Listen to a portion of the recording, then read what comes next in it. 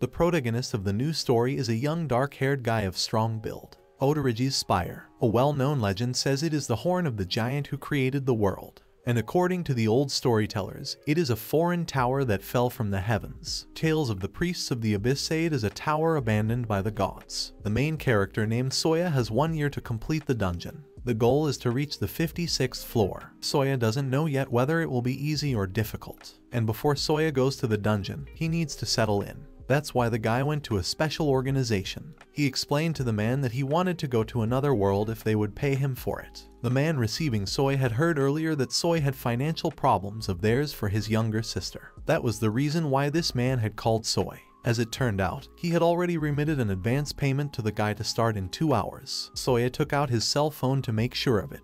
There was indeed quite a bit of money on the balance. Then the man at that moment added that the organization would pay Soya's sister compensation and a non-disclosure fee if he didn't return from the other world. When the man explained to Soy everything he had to, he asked the guy if he had any questions. Soy did not appear to have any questions. That was why he and the man went to the portal that was already open. When everything was ready, the workers would drop the containers and robots into the portal. So, another world. In 18,946 its existence was first confirmed. In 1951, the major countries sent in their troops, and there was an unimaginable catastrophe which was later covered in a scandalous book. In 56, troops were sent again, but they too were destroyed. Only the dying words of the commanders remained. When everything was ready and Soya dived into the portal, he was visited by a bad premonition. No matter how one looked at it, it was a suspicious proposition. For the sake of his younger sister, Soya agreed without a second thought. Business, Soya's, was going nowhere. Fortunately, he had successfully arrived in the other world.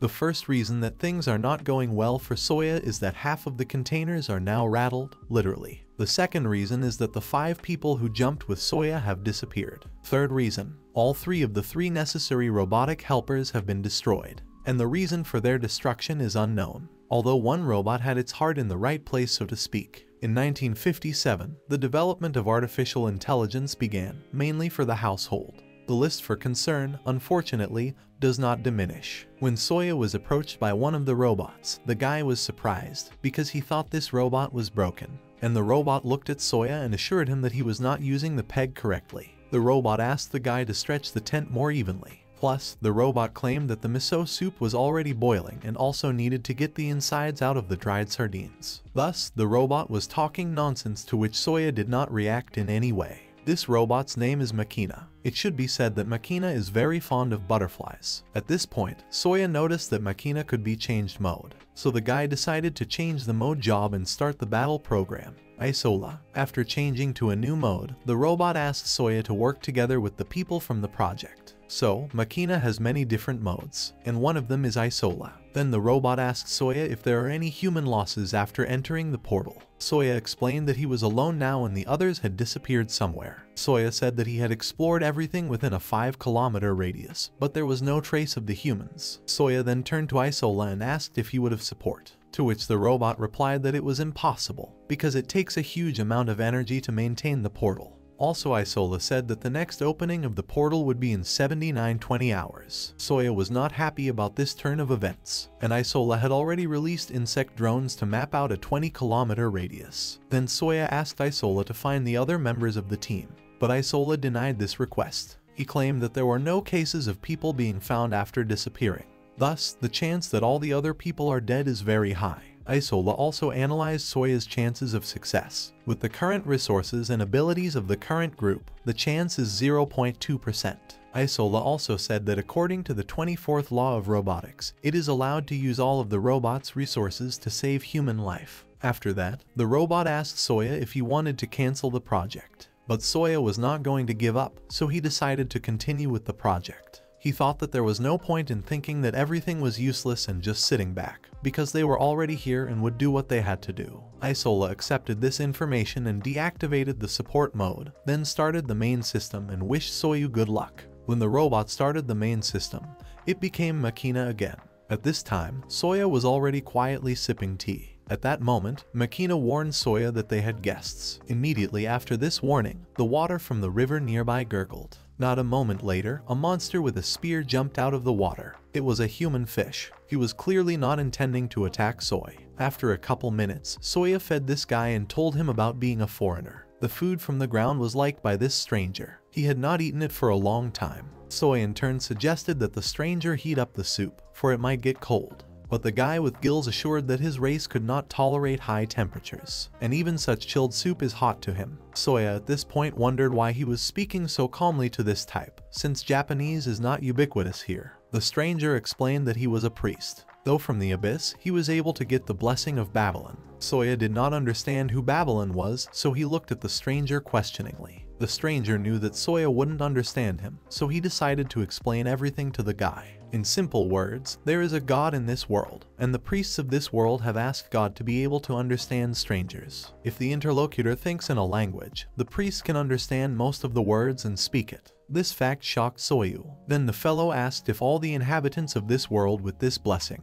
The priest explained that it was not uncommon at all. Anyone who has made a contract with God can receive this blessing. Soya then felt that he would be able to find allies and go into the dungeon if he could be understood by others. Suddenly, the stranger took off his necklace and held it out to Soya. He asked Soya to take this necklace. The priest claimed that they, the followers of Grisnas, hand this necklace as a sign of greeting. And if Soya did not accept it, he and the priest would be enemies next time. In that case, Soya decided to accept the stranger's necklace and also give the priest something in return. Soya rummaged through his belongings a bit and found sunglasses, which he briefly held out to the priest. The priest took Soya's sunglasses and immediately tried them on. Soya explained that they were sunglasses. Even though they are dark, one can see safely. The priest was quite excited as he tried on the glasses. At some point he realized that he had to hurry back or he would be yelled at. Whereupon the priest got up from his chair and asked Soya how long he would be in this world. Soya replied that he would probably be here for a year. He thought that the priest was implying that it was not permissible to camp here and asked about it. But the priest assured him that one could camp if the term was short. Finally, the priest confessed that it was the first time he had ever seen a man who did not raise a shout at the sight of him and was also given food.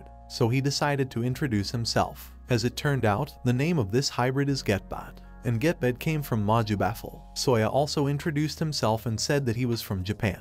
Then Getbad said that their territory was 6 stalts from the river. Getbad pointed his finger in the distance and said that that way would be the kingdom of Lemuria if Soya left that territory. There is also the Hulse Forest, which is the territory of the elves. Getbad advised Soya not to go near that forest or else the guy will die. Soya thanked Getbad for the warning and the guys said goodbye. At this point Makina said that Soya's chance of success was now 0.6%. Although Soya went up only a little, but he was still happy. After a while, Soya managed to reach the Lively Kingdom. Without thinking long, he activated the long-distance navigation function and stabilized the reception strength. Thanks to this function, Soya figured out that the destination point, the Otorigi Spire dungeon, was about 2 kilometers away. Looking at the large dungeon that seemed so close, Soya couldn't even think that the distance was 2 kilometers. After some more time, Soya covered that distance of 2 kilometers and reached the dungeon. Once inside, Soya received a message from Makina. The first floor of the Otorigi Spire has been reached. Looking around, Soya noticed the portals. As Makina said, these are the ancient technologies of this world. Then Soya decided to approach one of the racks. There was a girl standing on the counter. Soya explained that he was here for the first time and wanted to know where to approach. The girl pointed to another counter and said that the registration for new adventurers was taking place there. Thus, to get admission to explore the dungeon, one must fill out an application and go to that counter. Soya then went to the right counter to get the admission. At that moment, Makina noticed the fact that Soya didn't have much trouble despite being a foreigner, and Soya was already planning to find useful associates and reach the 56th floor after registering. But when the guy approached the girl behind the registration desk, she declared that the guy can't get into the dungeon. It is impossible. Disappointed and indignant, Soya asked what was the reason. The girl explained that Soya did not have a contract with God, so she could not give him permission to explore the dungeon. From the realization that he would not be able to enter the dungeon, Soya was depressed. He felt that it was all over. But in the end, the girl from the counter agreed to go with Soya to look for God tomorrow. Makina thought that was pretty good, but Soya was still depressed. In any case, Soya was glad that he had money. There were metal rods inside the container. Soya was able to exchange them. Because of that, the guy felt that he wouldn't have a problem with the money. After buying himself a burger, Soya walked and enjoyed it. The burger's condiments were simple, but it tasted like shawarma. Savoring it, Soya wondered if he was eating pig meat or chicken. Soya wondered what foods were available in this world. At that moment, Makina warned Soya of the impending danger. As it turned out, the abusers had hostile behavior. Soya immediately asked Makina how many of these guys were there, to which Makina replied that there were 3. Makina also added that the offenders were going to follow Soya from the exchange. Makina also calculated the opponent's position. It was initially 5 meters to direct contact. When the countdown began, Soya started to pull out his assault rifle. A minute later, a trio of big guys had already surrounded Soya. Soya immediately asked them how he could help. One of the guys held out his hand and ordered Soya to hand over the money, then he would let him live. Soya in turn took out a single coin and tossed it aside. The big guy turned toward the tossed coin. At this point, Soya sprang into action. Using the automatic rifle, he punched the offending man in the jaw. He then switched to the other 2. Pointing his weapon at them, Soya put several bullets into their legs. When all 3 were lying on the ground, Makina announced that the big men had been neutralized. Makina also warned Soya that someone was approaching him. Makina assumed that the residents who heard the sounds of gunshots. Soya then asked Makina to show the locator. The guy was about to retreat. At that moment, someone was watching him from the shadows. The next day, Soya went to the dungeon again. The girl who had volunteered to help Soya immediately accused him of being late, and she had waited for ages. As it turned out, this girl's name was Evta. Soya turned to her and asked her why she was here. Evta replied that she was here because the west gate was the most passable. But Soya felt that Evta had not answered his question. Suddenly, Evta noticed Soya's necklace that the fish man had given him.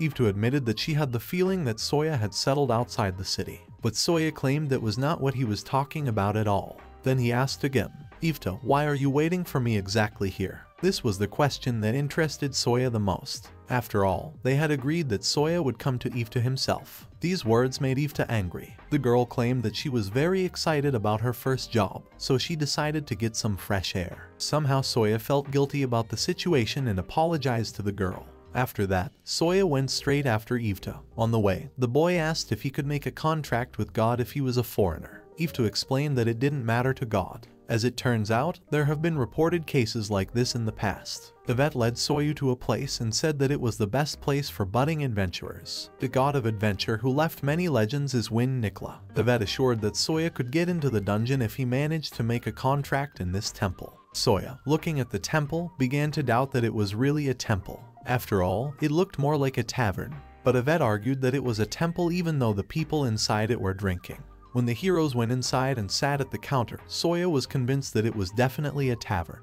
And Yvette told Soya that the Wind of Nikla trades the ambition to become a new adventurer for the spirit of exploration. Fame becomes history, and from stories miracles emerge. When the heroes were served food, Soya, looking at Yvette, noticed something that she eats a lot. Because of that, the guy asked the girl to slow down a bit, and then asked how long she would act like an adventurer when she was already a guild member. Yvette apologized to Soya. Soya at this moment thought about the fact that Yvette might be a former adventurer, but Soya wasn't sure about it until the end. Suddenly, Soya was approached by the big guy behind the counter that worked at this pseudo-temple. He asked the guy if he really wanted to become an adventurer, to which Soya replied that he really did. In that case, the big guy offered Soya a contract, and Soya gladly accepted. He didn't even know it would be so easy. The big guy at this time decided to introduce himself. His name was Rasta al-Razwa. After Rasta introduced himself, he began to speak the following words. Adept of the Wind of Nikla, by the power given to me, may your compass always lead you to adventure. May until death your heart be unbroken.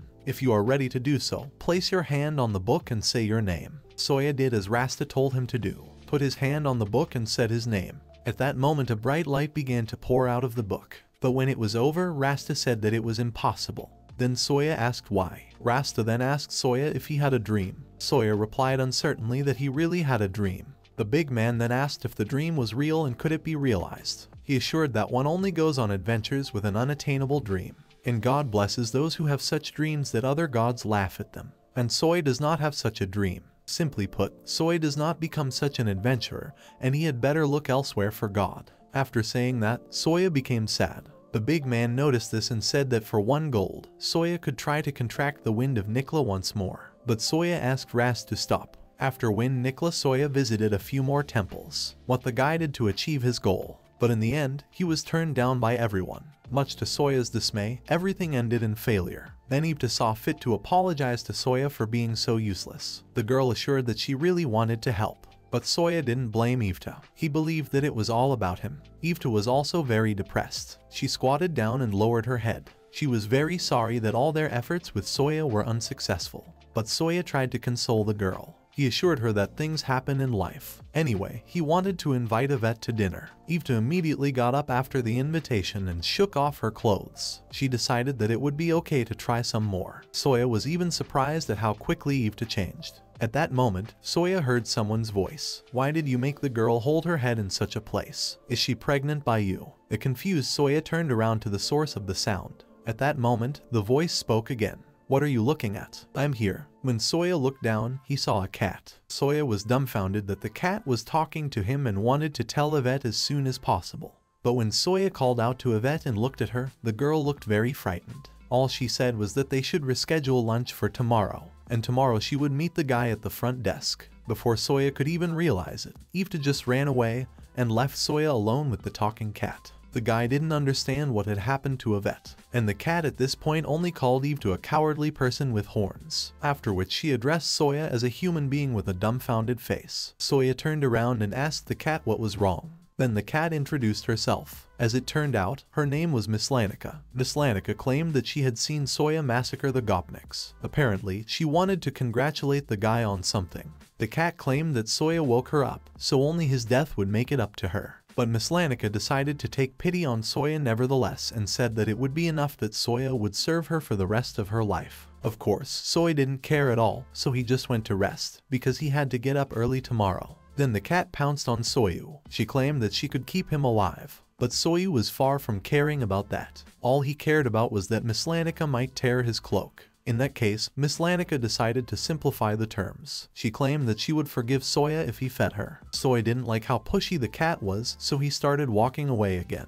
Miss Lanica asked the guy to stop, because he was moving too fast. But Soya did not stop and Miss Lanica eventually fell to the ground. Soya felt guilty and asked Miss Lanica if she was hungry. The reclining Miss Lanica replied that she had not eaten in approximately 15 years. Soya realized that he would feel guilty if he left Miss Lanica here, for she would simply die in that case. That is why Soya suggested that the cat come with him. At that moment, Miss Lanica instantly rose to her paws and agreed to go along with Soya. So, Soya's result for today is obvious. Cat. The next day, Soya was already sitting in pleasant company. He was preparing a meal for Getbad. The dish was called ajillo. It is seafood fried in oil. Since the Getbad cannot tolerate hot food, Soya specially cooled it for the Getbad. As it turns out, Getbad did not just drop by Soya's house for a reason. Soya had invited Getbad. Because of this, the guy thanked Getbad for responding to his invitation. Also, Soya apologized to Getbad for feeding him seafood on the surface. But Getbad thought Soya's race was truly amazing.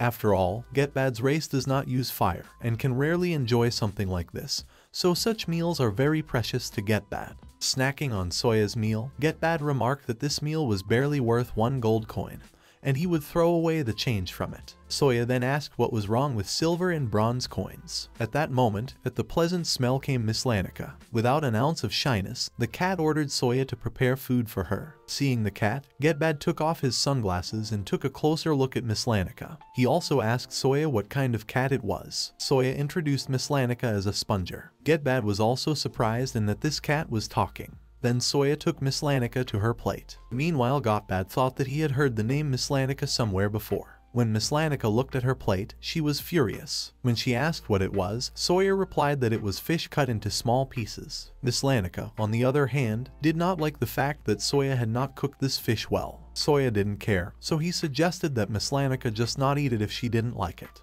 But Miss Lanica claimed that she didn't say what she wouldn't eat. At this point, Getbad tried to remember where he had heard the name Miss Lanica. In the end, he only came to the fact that on a full stomach one's head does not cook at all. Another morning's search for God ended in failure. After them, Soya and Yvette set out again for the so-called Temple of the Wind of Nikla. As they prepared to eat something, Yvette said that this morning's failure was expected, and Soya admitted that he wished it was the other way around. Suddenly, Yvette pleased Soya by having some idea, but the girl was in no hurry to tell it to Soya. She wanted to tell everything to the guy only after lunch. So Eve asked the host to serve her pork from the dungeon, roasted in salt and covered with fried vegetables, soup from a stone turtle, flavored with tender bread and honey, a triple portion of each dish. Soy, being with a glass of water in his hands, looked at Yvette and almost wept, for he had treated her. When Yvette was served the first course, Soya told the girl that he had picked up yesterday's cat. Upon hearing these words, Yvette was horrified. She claimed that with its rough tongue and narrow eyes, this cat would gradually pull all the soul out of Soya. It was then that Sawyer realized that Eve clearly did not like cats. Stuffing herself with food, Eve revealed that she used to be adventurous, although you couldn't tell from her. And cats are like that. While Soya laughed at Eve, Makina made herself known. Soya immediately asked him what was wrong. Makina in turn ordered Soya to return to camp immediately. Soya was confused and did not understand what was happening. But when Makina reported that the camp had been attacked, Soya was even more frightened. In just a few minutes, Soya arrived at the camp. All that was left of him were broken belongings and a tattered tent. The first thing Soya did was to run up to Makina and tell him to turn on the odd eye. But Makina did not recognize the phrase. The device was unknown. If you are using a new program, contact support. Then Soya decided to start forcibly starting Izer. Finally, Makina turned on, activating the Izer subsystem. The speed of operation is 30%. Then Soya gave the order to scan, marking the targets with red dots. Makina accepted the order and began scanning the area. Within 100 meters, Makina did not find any living organisms. Soya then asked who had attacked the camp. Makina replied that it was a group of 3 men. These men stole containers of weapons and medical supplies. Soya then asked Makina if he knew the location of the assailants, to which Makina replied that he had put a bug on one of the guys, after which Makina immediately showed them on a map. At that point, Soya discovered Miss Lanica. She was lying on the ground with her belly cut open and blood flowing from her mouth. Soya looked at the cat and remained silent. At that moment, Makina said about the terrain scanning had yielded no results. The ability had dropped to 5%. Because of that, Makina asked Soya to hide and wait for the system to recover, not to make any decisions. But Soya felt it was his duty to return the stolen containers and valuable resources. The guy realized that the offenders need to get their place in their heads. Besides, Soya still had some bullets left. That's when Soya turned to Makina and asked if he was calm now. But Makina already had 0%.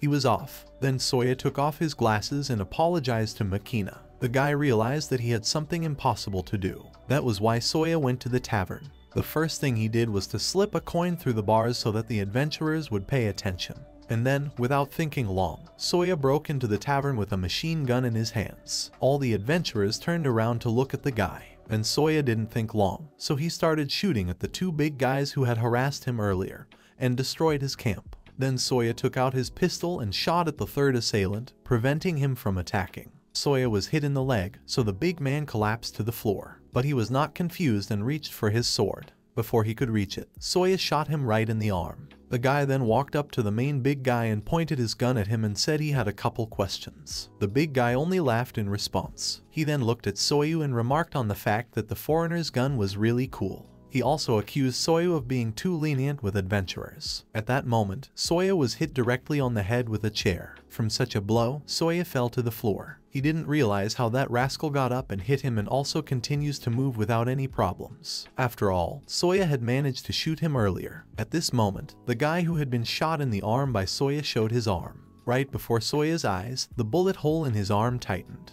The adventurers claimed that these toys had no effect on them. And Soya looked at it and could not believe his eyes. Mentally, he sent these adventurers away. The big guy was already swinging his sword to strike Soya. The sword began to swiftly approach Soya's head, but the foreigner had no plans to give up. Soya just couldn't let some adventurers look down on him. This is a city of adventurers. Adventurers often fight each other. In such cases, the Adventurers Guild solves the problem. That's what Yvette said. However, if problems arise with an adventurer and someone who isn't one, who will solve the problem? In the end, Soya managed to deal with all of the offending adventurers. He bound them tightly with a chain and already started to leave when suddenly, he met 2 elven women. As it turned out, they were sisters. The younger sister was concerned about the sight of Soya, because the guy was badly wounded. And the older sister on the contrary defended the younger sister and asked her not to go near the stranger. Soya in turn only asked the girls to tell them where the police post was. The older sister already wanted to refuse Soya. But the younger one told the guy everything in detail. She said that from here you will have to go straight until you come across a tavern with a hunting mount, and the post will be nearby. Also, the girl wanted to increase Soya before doing so, even though her sister was against it. At this point, Soya only had time to thank the elven girls, and then he passed out. Soya woke up already in the back of the cell from loud talking. It was Yvette, who was indignant at how strange the police treatment was. At that moment, Soya called out to Yvetot in a weak voice. Yvetot turned toward the guy and grabbed the bars and asked him how he was. Soya in turn did not understand at all what he was doing in prison. Come to think of it, when Soya saw the police post, he thought he was already dead. Suddenly, Soya felt his body ache. The guard looked at the agonizing Soya and said that the guy would have been dead long ago if he hadn't been treated by the elven women passing by. At that moment, Soya remembered those elven women. The guard in turn apologized to Soya for having to wake up like that in a cell. He also said that Soya is accused of beating up 3 adventurers who are in such a state that they can't speak. Soya in turn would ask the guard to listen to him. The guy assured that those 3 guys had stolen his property. The guard then asked Soya if he had found his property, and did Soya have proof that those 3 big guys were criminals. Of course, Soya did not have proof. He told this to the guard with his head down. Soya could provide proof, but Makina was now off. At that moment, the guard said about the fact that it was not the subordinate, but the person who had not made a contract with God who was already the successor. The guard said that all non-subordinates are sent to the Council of the Central Continent. They are sentenced to execution or toy experimentation. The guard admitted that he didn't want to take Soya to that place. After all, it's an adventurer's problem. In that case, the guard decided that they would deal with the issue of release, after which he pointed out the 2 adventurers from the guild who had asked for Soya. The guard claimed that he was handing over Soya to these 2 adventurers since he was temporarily without God. Here, Soya even got a little excited. But suddenly, an unfamiliar voice stated, "I refuse." The guard and Soya looked questioningly at this adventurer. As it turned out, it was a girl, the head of the Lemur Adventurer Guild. She claimed that she wasn't going to make an exception as it might affect the guild's reputation. After saying that, the girl turned around and headed for the exit, claiming that she still had things to do. Yvetot immediately tried to stop the stern lady. Yvetot asked the head to give another day for her and Soya to try to find God again. But the head argued that none of the gods would be willing to make a contract with Soya after he had wired a group of adventurers through the city. At that moment, a guard gave the order to prepare a ship to the central continent. At that time, Soya thought his adventure was over. But suddenly, behind his back, Soya heard a familiar voice. "I heard that. This isn't an easy situation, is it?" Hearing that voice, everyone was surprised, including Soya. Turning around, he saw a familiar hair. It was Miss Lanica. She called Soya a fool and said that he had buried himself badly. Though he is making it up, Go had already lost half a day. Seeing Miss Lanica alive, Soya was amazed. Miss Lanica in turn explained that she was indeed dead, but only for a couple hours. It was then that Soya realized that cats are really cool in this world. But do they really have 9 lives? At this point, Miss Lanica started to get close to Soya. She realized that the guy was looking for God to make a contract. Then Soya thought that Miss Lanica had someone in mind, so she was talking about it. But Miss Lanica called Soya an idiot and said that she was talking about herself. It didn't add up in Soya's mind that Miss Lanica was a goddess. At this moment, the head of the Lemur Guild told the story that once upon a time, on the right continent, 3 majestic kingdoms flourished. There is a woman who single-handedly destroyed those 3 kingdoms. Her name is Miss Lanica. She became magnified as the goddess of deceit and wickedness. The head of the guild heard that all of Miss Lanica's followers had died out. At that moment, Miss Lanica coquettishly claimed that her innocent body had disappeared, so she had become a mystic goddess. In any case, Miss Lanica lived for several years eating rats in prison. After this story, Miss Lanica directly asked Soya if he wanted to make a contract. Soya didn't hesitate a bit and immediately said that he wanted it. Miss Lanica decided to be a little mean. She pretended that she didn't know what to do with Soya because he was rude to her and didn't fulfill her requests for a long time. At that moment, Soya fell on his knees in front of Miss Lanica. He began to beg Miss Lanica to make a contract with him. Soya assured that he would do anything. Such loud words even made Miss Lanica's hair stand on end. This is a secret ritual of the Japanese, the kneeling bow. In the end, Miss Lanica asked Soya to stop this spectacle. She was already ashamed of the guy. Soya got up from his knees, happy that his plan had worked. Miss Lanica at this moment said that she would do everything according to the etiquette of the knights of ancient countries. So the cat asked Soya to get down on his right knee, touch his right shoulder with his left hand, and put his other hand on the ground and bow his head. Soya did as Miss Lanica said. after which Miss Lanica asked Soya not to raise his head until she allowed him to. At that moment, darkness enveloped Soya, and Miss Lanica spoke. Miss Lanica of the Dark Tribe asked, "Will you become my sword? Who will fulfill my desires? A sword dishonorable, blood inglorious, and soul restless. To those who will not oppose my word, their consent confirmed by silence." Soya was silent, and Miss Lanica continued. The knave Miss Lanica asks, "Will you give in to despair? Will you become a force to dishonor me? Will you attain what is attainable, take what is taken, and steal what is stolen? Will you swear to deceive princes, kings, to ruin heroes? If thou hast not resisted my word, confirm it by silence." Answer the villain Miss Lanica with silence. A man without a sword, without faith and obedience. At this moment Miss Lanica appeared before Soya in the form of a man, one who fears no ignominy, who desires no honor, who has no dreams, who is strong when necessary. Do you accept my wrongs in my exchange? Will you create disaster with your body? Do you accept only me? Your blood and bones will be the embodiment of the echo of my offense. With these words, Miss Lanica approached Soya's face. The last thing Miss Lanica whispered in Soya's ear in the form of a man was, "Give yourself to me whole." After these words, Miss Lanica, already in the form of a cat, allowed Soya to rise. She declared that the contract was concluded and greeted her follower Soya. The guard, who had been watching and had seen Miss Lanica in the form of a human, unlike Soya, was embarrassed. Miss Lanica seemed too enchanting to him. Soya was even upset because he couldn't see Miss Lanica's face. The guard at that moment asked all the boys to leave the room. He claimed that now it would only be the adventurer's problem. Thus Soya was released safely. When Soya and Miss Lanica got out of the police post, the cat asked the guy what he was going to do with the containers. Soya replied that there was still a signal, which meant that the containers were somewhere nearby. Soya could assume that the three big guys had sent the containers somewhere. To do that, we need to trace the path of the money. There's a good chance the adventurers sold the containers to some merchant. That's why Soya and Miss Lanica went to the warehouse district. They wandered around the neighborhood until Soya's device beeped. That's when Soya decided to enter a hangar standing nearby. He approached one guy and asked him who stored stuff here, to which the guy answered him that the things were stored by Zawa of the Night Dreams Trading Company. Soya did not understand which Zawa he was talking about. In the meantime, the worker explained that the store was on the main street. They change money there, they sell weapons. It is a huge store. After a while, Soya was already in this store. He asked the people who met him to talk to the shopkeeper. Then the superintendents asked what Soya wanted to talk to the owner about. Soya explained that he would like to buy back the items from another world that were in that store. These words shocked the old woman and the young boy that met Soya. After a while, Soya was already sitting on the sofa opposite the store owner. The owner assured that he had heard rumors about Soya, the foreigner, and how he had wired 3 adventurers all over town.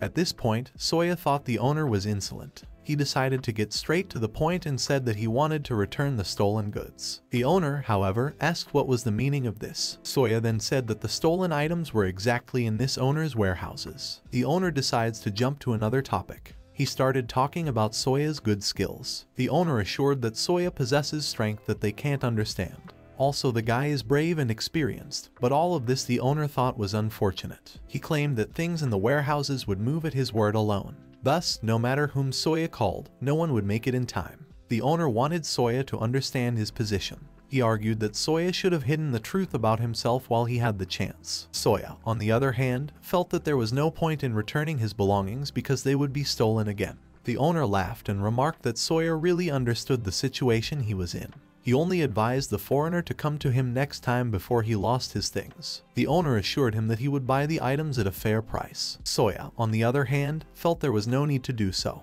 Lastly, he only wanted the owner to fulfill one request of his. When the owner asked what that request was, Soya simply asked him to open the window. The owner's guard opened the window for Soya. Soya looked at the view from the window and noticed a good view. After that, the guy took out one thing that is attached to the stolen containers meant for emergencies. A self-destruct system, so to speak. Without thinking long, Soya pressed the button of his remote. A moment later, there was a huge explosion right under the windows of the owner's office. The owner was dumbfounded and did not realize what had exploded. At that moment, Soya noticed that the explosion was as if it was magical. There was one question then. Did the entire warehouse explode? Realizing that the warehouse could have been completely destroyed, the owner trembled. Soya in turn apologized to the owner and decided to bow out on that fine note. He needs to continue registering as an adventurer. But lastly, Soya warned that he would come here again tomorrow to the same place. Because of that, he wanted the owner to prepare well. As Soya walked out of the neighborhood, Miss Lanica remarked that Soya was a bad boy. But Soya didn't think so. Miss Lanica herself realized that if you do evil for good, then that would be justice. But even destroying evil is also evil. After a while, Sawyer returned to the dungeon again to register as an adventurer. When the boy approached Yvette, he finally heard the good news. Yvette had made a temporary registration for Soy. The dungeon sortie would be in 2 days. Soya will have just enough time to prepare. Soya thanked Yvette and was about to leave, but Yvette called out to him. The girl told the guy that there had been an explosion in the warehouse district recently. Yvette was worried, so she asked Soya better not to go there. Soya didn't bother to tell Yvette about everything. The next day, the 5th day, Makina turned on again. He immediately understood the situation and agreed with Soya's plan. Since Makina was now acting as Isola, he asked Soya if he needed to switch. Soya was fine with it. Isola then switched to Makina's functions and asked Soya to explain the reason for the self-destruction of the weapons container. Soya claimed that he did not need that container since he was alone. Makina then asked what would happen in case he needed to hire security guards. Soya believed that money could not buy human trust. Makina, on the other hand, believed that robots were sufficient for surveillance. But Sawyer realized that he might need more than just surveillance. So he asked Makina if he could raise his hand against humans. Makina argued that it was impossible. According to the second law of robotics, one cannot directly harm a human. Soya then asked if he was wrong somewhere. Makina assured that Soya was right. Even if his actions are wrong, he is still right. Afterward, Makina said that Isola could participate in Soya's talks today, but Soya refused to do so. He thought that Makina would be enough for him, since Isola didn't have the functionality for something like that. These words even offended Makina a little. Soya then picked up the Miss Lanica and addressed Makina and Isola. He stated that he was removing the non-interference order from them. After which the guy introduced the cat to Makina. He said that it was the goddess he had contracted with, Miss Lanica. Soya also asked Makina to put Miss Lanica on the list for service. Miss Lanica obviously did not like this, so she got out of Soya's arms and poked his glasses with her paws. At this point, Getbad appeared immediately. He told about the fact that he came in the morning and Soya was not there, and the camp had been destroyed. Getbad claimed that he was even thrown into the cold, so he wondered where Soya had been. Soya apologized to Getbad for disturbing him, and Getbad assured that he was worried because Soya had disappeared so abruptly. Soya in turn explained that he had to go to the trading company for negotiations today, but before that he wanted to ask Getbad one question. Soya approached Getbad and, looking him in the eye, asked him how much he had sold his containers for. So, how much did Getbad sell Soya's containers for? As it turned out, Soya scrutinized the camp and as a result discovered that those adventurers did not steal the containers themselves. The containers are waterproof and can float in water. They are also too heavy to simply carry, and there's no sign of a wagon or cart. Plus, Getbad knows the time Soylent is in the camp. Soya has no proof, but there is reason to believe that Getbad may well have been an accomplice. One thing the boy wanted to know now was whether he was right in his assumptions about Getbad. The day before, Soya and Getbad had had a conversation. At that time, Soya had confessed that he did not understand why Getbad wanted the gold coins. After all, the Getbad race has the gifts of the sea, and that is enough to live on. Getbad also tells us that his race doesn't need to have contact with humans. Soya was just a little alarmed by this. Then Getbad told Soya that he had 5 granddaughters. The youngest had saved a man who had been shipwrecked by a merchant ship during a storm. After the girl pulled him ashore, she became obsessed with him and never spoke to anyone else. That day, Getbad's youngest granddaughter disappeared without a trace. She had stolen an artifact that allowed her to change her appearance. And of course, she followed that man. Listening to this story, Sawyer realized that it was something like the fairy tale of the Little Mermaid. And Getbad thought, if his granddaughter is happy, there is no need to worry. One day Getbad was called to negotiate a trade. The negotiations were with the Alomia Trade Organization of West Phoenix. Getbad was made an offer that was hard for him to refuse. 1 female human fish for 4,000 gold pieces. Back to the present. Getbad didn't utter a word after Soya asked him about the containers. And Soya assured him that Getbad was a good man since he cared so much for his relatives. And most likely Getbad is sincere towards Soya.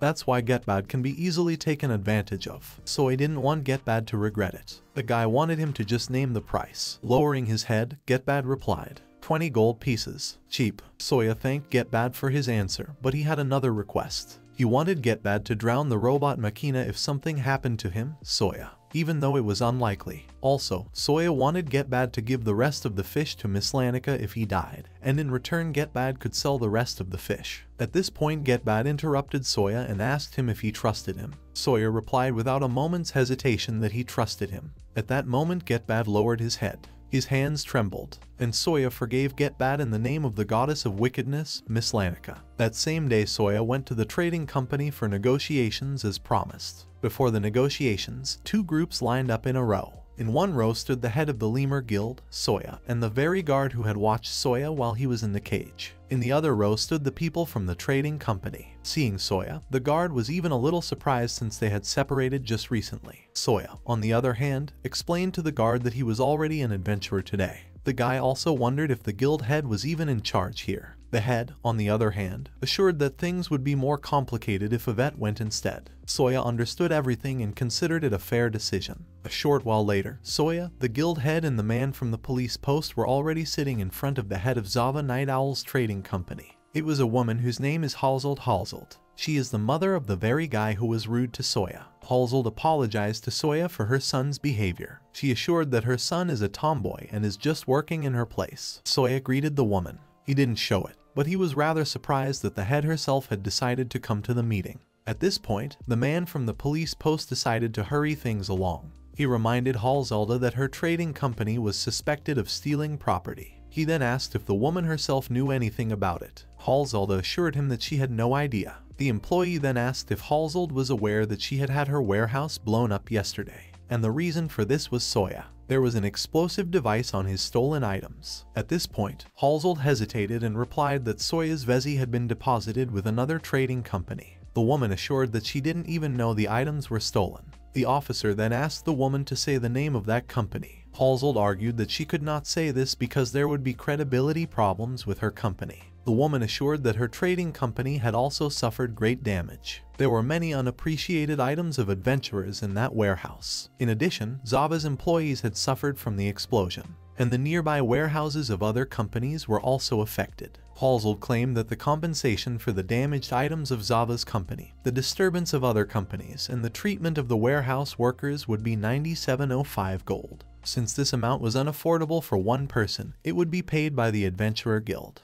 At this moment, the guild leader screwed up her face. She was clearly not happy about this news. The girl pulled Soyu's ear and asked, what is he going to do with it? After all, such a large sum of money was the guild's annual budget. Soya, on the other hand, assured that everything was fine. Besides, this all happened before he registered. That's why the guy can get away with paying whatever the price is. After that, Soya turned to Halzelda. He claimed that the blown up items were stolen, but Halzold hides the culprit, worried about losing reputation with the company who trusts them. Soya insisted that Halzold compensate him for the lost and found. In that case, for a fair deal, Halzold decided to ask her god to reason with them. With these words, the woman took out the feather of the goddess, whereupon she stood up, raised the feather upward, and began to speak the following words. My god is a sage in the night, a predator on earth. Gravius, share your follower wisdom and insight, guide people to the path of truth and bring justice to this world. After saying all these words, a beautiful bird appeared from nowhere. Gravius immediately turned to Halzelda and asked her what she had summoned it for. Then Halzold asked Gravius to reason with the foreigner. In that case, Gravius decided not to delay and to proceed as soon as possible.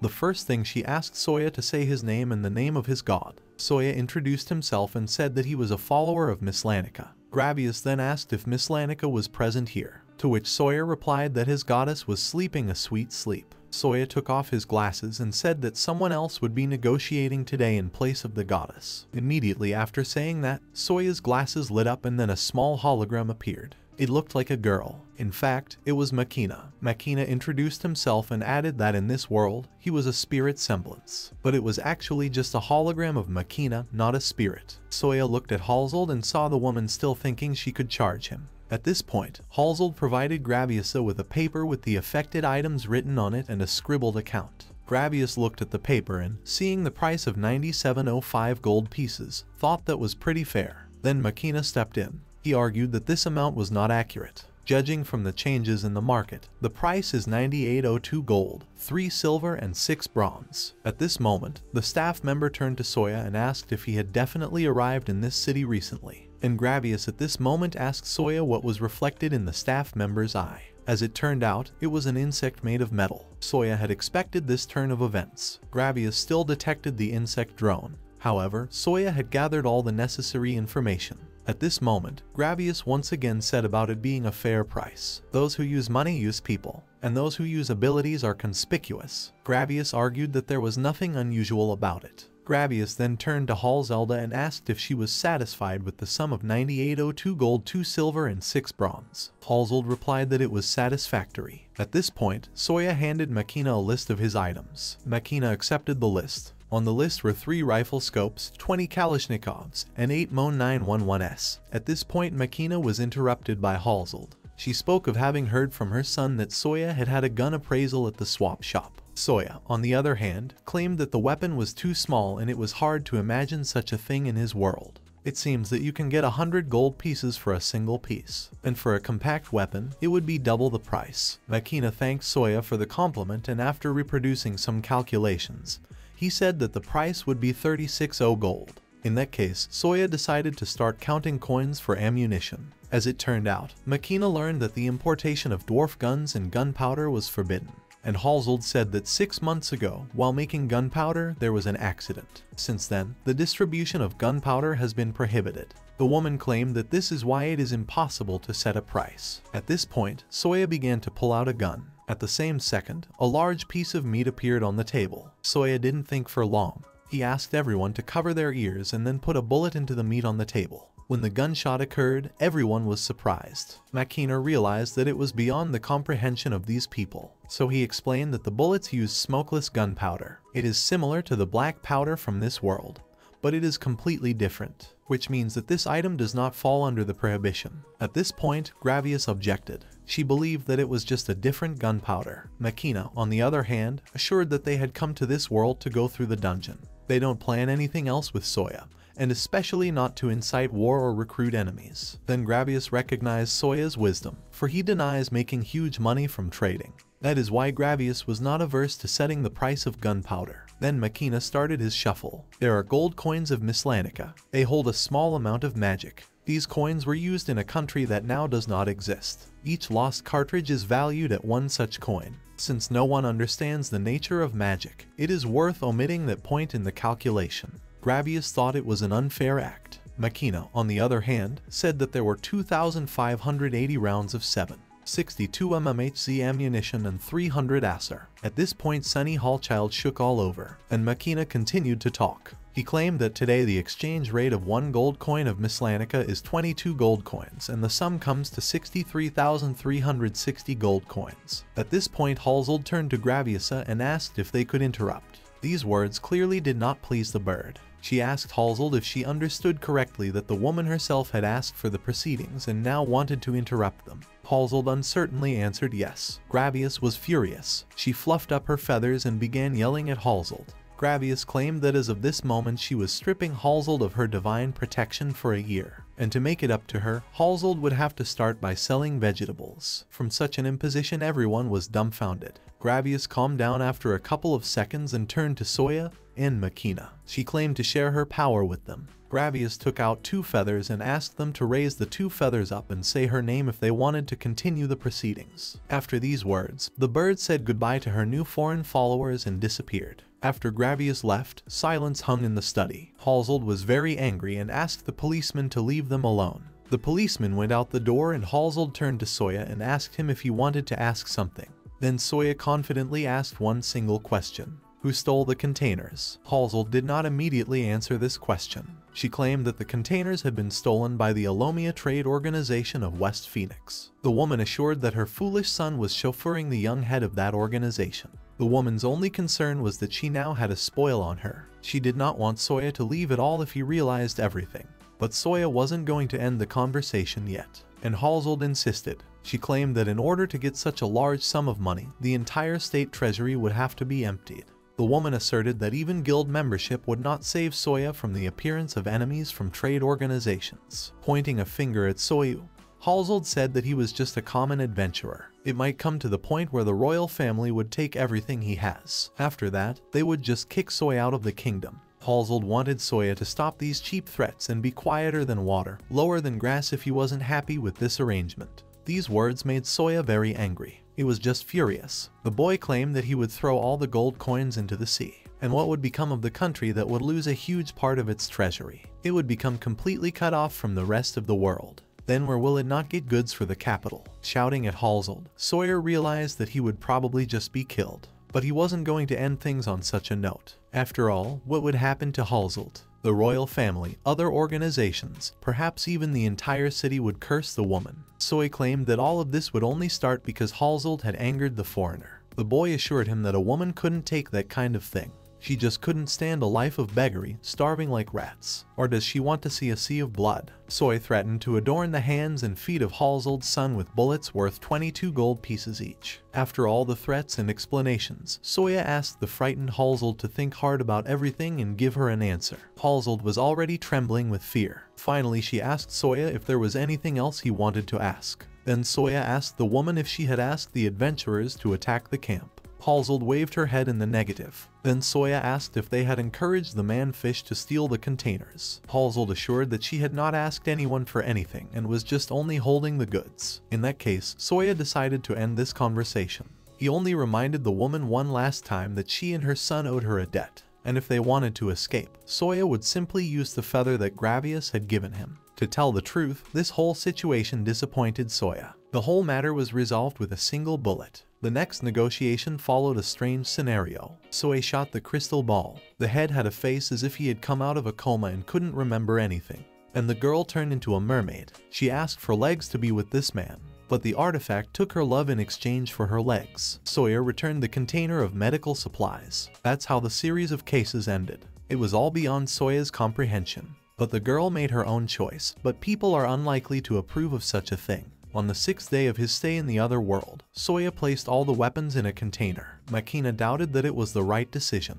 He felt that Soya should have kept at least one weapon, but Soya planned to get rid of all the weapons. In any case, weapons couldn't control skills. Just like Makina said, it could cause a war. That's why Soya left the container of weapons to Getbad. Getbad, on the other hand, assured that he was going to drown this container of weapons at the very bottom. After that, he said goodbye to Soya. Soya was about to go back to his usual business when suddenly, his legs gave out and his body began to shake. Miss Lanica immediately came running to the rescue and asked the guy what was wrong. Holding his head, Soya assured that he had just relaxed abruptly. At that moment, Makina picked up on the fact that it had been 6 days since Soya had been in the other world, and he still hadn't slept hardly once. Makina assured that this was bad for the boy's health. After all, sleep is essential, so Makina advised Soya to eat and go to bed. In that case, Soya decided to cook dinner, but Miss Lanica insisted that Soya should go to bed. Even when Soya bothered to eat, Miss Lanica threatened him menacingly to go to bed. Then Soya went to rest. Wrapped up, he slept soundly. Suddenly, a hand was laid on his cheek. On the 7th day of his stay in the other world, Soya once again traveled to the dungeon. Today he would have an outing. On the way, he met Yvta, who immediately wished him a good morning. Soya reciprocated the girl. Yvta realized that it was still very early, but she assured him that they had something important for any adventurer to do beforehand. It was like this. Soya was sleeping peacefully, and suddenly he was awakened by Makina blasting music at full volume. At that moment, Yvette handed Soya a supply from the guild. The girl thought that everything was in there, but it was worth checking just in case. Then Soya looked into the bag. He found some vials and asked Yvta what they were. Then Yvta asked for Soya's hair or fingernail. Soya allowed the girl to cut off a hair from his head. Yvette, on the other hand, said that it was optional, but the regeneration strip was usually hung up in a prominent place so that comrades could see it. It was then that Soya realized that he had that very regeneration strip in his hand. Without a moment's hesitation, he hung it around his neck. Meanwhile, Yvette opened some kind of book. Then she began to utter strange words. In the name of the lost Yvta, follower of the wind of Nikla, in the name of Lemuria, the wing of a seagull, gift this adventurer with a piece of your remaining miracle. Faith is achieved by the wisdom of life. Faith releases the hand of God, replacing it with the hand of the demon. Faith replaces the covering of a man's life. Taylor's mare. The closing word spoken by Yvta was revise. After that, she hit Soyu on the head with great force. The girl immediately started apologizing to the guy. She assured that she didn't mean to hit him, and even with such force. Soya himself was a bit dumbfounded from such a blow. It would be nice if next time Yvta didn't hit him so hard. After which, Yvette asked Soya to shake the regeneration strip until colors appeared. This is what Soya did. Suddenly, the guy saw the colors actually appear. Yvette decided to be surprised at this herself and looked at the regeneration strip. The girl could now conclude with accuracy that everything had worked out. Then the girl asked Soya to look at the strip carefully. The red color showed internal magic power, and the blue color showed external magic power. The inner magic power regenerates Soya's body. Regeneration is limited to her remaining amount. She can regenerate a severed arm, leg, disemboweled intestines. It was then that Soya realized why his head didn't hurt after being hit by Yvette like that. He also remembered about the 3 adventurers who had the same strength. Yvette at that moment asked Soya not to rely too much on regeneration.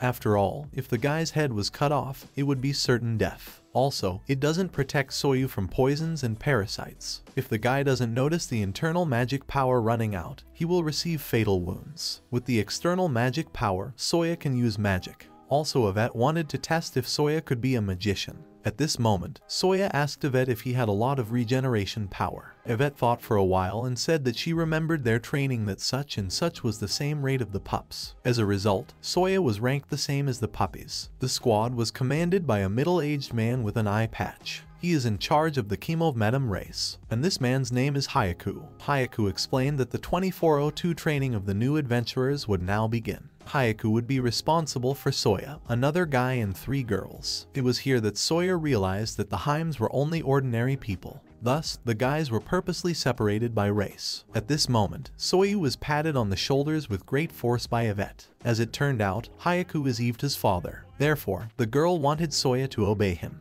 And if he wants to go to the bathroom, let him go right now. If, however, Soya felt threatened, he should run away at once. Listening to these instructions from Yvette, Soya thought for a second that this girl was his mom. At that moment, her father approached Yveta and asked, pointing at Soya, if he was the foreigner. Yvette explained that Soya was indeed the foreigner and asked her father to take care of the boy. Soya did not like the fact that Yveta was shaming him, since everyone was looking at him. Hayek didn't like the fact that there were some problems again, but he was glad that at least the others were okay. The last thing he said was that whatever happened next would be an adventurer's experience. Hayaku decided not to waste any time and called his group after him. Then the group of adventurers led by Hayaku went to the dungeon. At some point, a girl from his group came up to Soya and asked him what his relationship with his horny sister was. The girl was referring to Yvette. Soya asked the girl not to think anything unnecessary. He assured that the HNI with Yveta was just an adventurer and mentor. The girl then asked if Soya had been with Yvette at Gladwin's trial. Soya didn't realize at first what trial she was talking about. Then he remembered that it was the pig cutting test. From that moment on, all the guy remembered was that this pig was quite hard.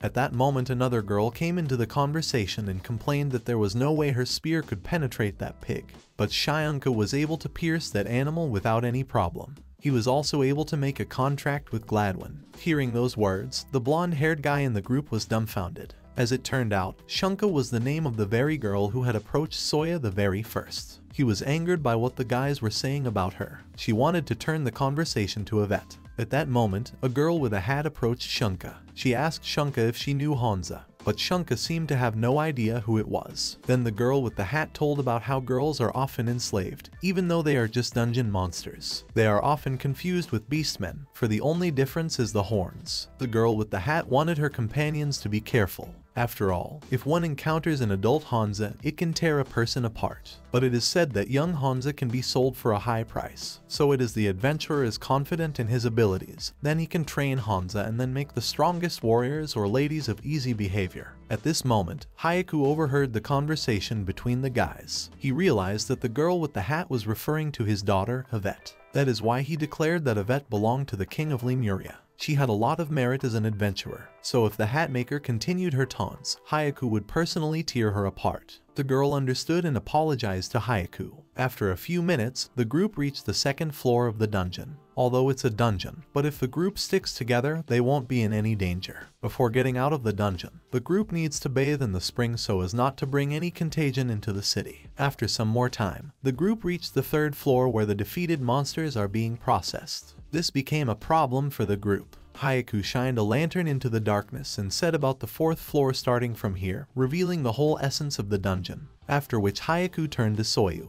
The man handed Soya a map and said that he was leaving him in charge. Soya's task would be to get to the fifth floor with the team. and Hyaku would wait for them at the bottom. Soya didn't even have time to understand anything and asked for an explanation, but Hyaku was blown away by the wind. Then Soya decided to look for a leader among his comrades. Opening the map, he asked if anyone wanted to be a leader. Then a blonde-haired boy came up to Soya and asked him for a map. Soya gave the card to the guy and relied on him. The blonde-haired guy looked at the map and decided that they would continue in the direction he pointed with his hand.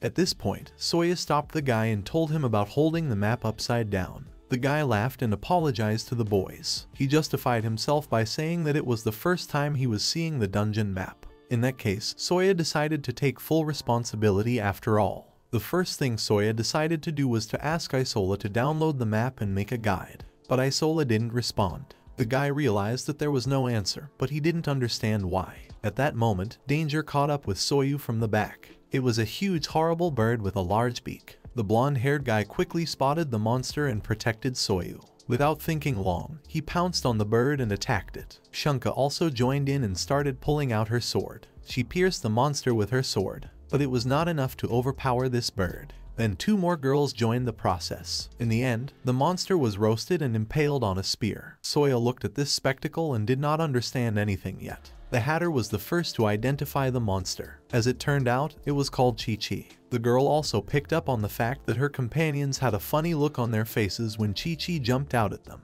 The meat of the bird was quite a lot. The Hatter took a moment to notice it. Then the blonde man asked if she planned to eat that meat. The Hatter didn't even deny it. She assured him that Chi-Chi's meat was very tasty, then it could be spiced up, and there were eggs on top of it. Plus, 30% of all the food in this city comes from the dungeon. The blonde knight admitted that he didn't even think about where the food he ate came from. From this, the Hatmaker concluded that the blonde knight came from a noble family, but the knight argued that his family was far from the highest circles and had nothing to be proud of. At this point, Soya turned to Shunk. As it turned out, the guy was wondering if Chi-Chi's monster was strong. Shyanka was in no hurry to answer Soya's question. She only asked the guy why he wanted to know. As it turned out, Soya had noticed that Shyanka moved as if she had been fighting monsters for a long time even though they were all new here. Shyanka then told Soya that Chi-Chi uses camouflage while waiting for prey, but if he starts flying, he could cause trouble. Soya liked the fact that Shyanka was able to defeat Chi-Chi with one punch. He was amazed by the synergy between Shunka and the knight,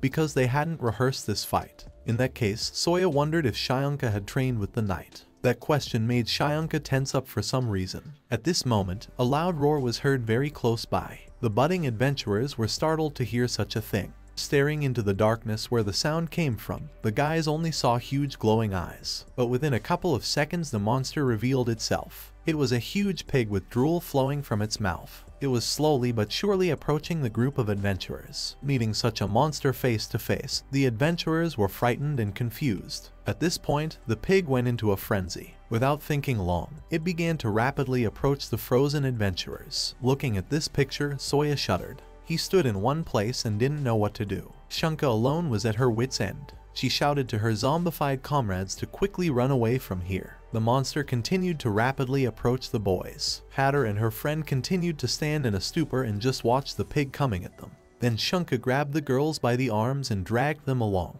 Soya at this time was also taking his feet away from the mad pig. He realized that he had to turn around and cover his back. At this moment, it was the knight who started to be heroic. He got in the way of the pig and ordered it to come over. The knight felt it was his duty to meet the enemy face to face. But when the pig approached, it only flung the knight away with its heel. The knight flew quite high and then flopped down nearby. One of the girls turned around to see what had happened to the knight. But Soya ordered the girl to just run and in no way turn around. The guys didn't realize what kind of monster had jumped on them. What does one even need to eat to reach such a size? At that moment, Soya called out to Shunka and pointed her to turn around. But since the monster was too close, Soya told Shunka to charge in and already continue running in the same direction. Soya ended up turning the corner with the short haircut girl. She was very scared and asked Soya what he was up to. Soya explained that they needed to break away a bit for his plan to work. At that moment, the girl turned around and froze. Holding a spear in her hands, she began to utter strange words. King, Spirit of the Tree, Yukazal. God of the Harvest, Gestolfo. I, Beltrich of Isoldo, ask that your miracle appear before me. I beg you, stop him. After these words, seeds were sprinkled on the ground, from which thorny branches grew in no time.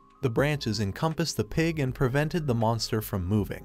Thus, Bel held the pig back for a while. Finally, Soya and the girl managed to break away. The first thing Soya did was to throw off his cloak and asked Belle to put the spear on the ground. Belle put the spear down. Then Soya asked the girl to hold the weapon by its end. Soya realized that they might mess up. He wanted Belle in that case to run away while the pig was eating him. But Belle thought that was impossible, because if the pig crashed into them, it would eat both of them. At that moment the monster reappeared from around the corner. Seeing the boys, the pig pounced on them with great madness. Soya ordered Belle to get ready. Now they will act. When the pig was close enough, Belle and Soya with their combined efforts managed to stick a spear into the monster's mouth. This delayed the pig, but the monster did not give up. The pig continued to thrust at the boys. Its teeth were already close to Soya's hand. Soya was puzzled as to why the pig was still not dead. Then the guy pulled out his dagger to strike the pig, but the pig's skin was too thick. The blade would not take it. Soya did not realize what to do. At this point, the pig was ready to devour Bella. Then the guy covered the girl with his back and had already resigned himself to defeat. But suddenly, the pig backed away and squealed loudly. Finally, it collapsed to the ground intentionally. Belle and Soya understood nothing.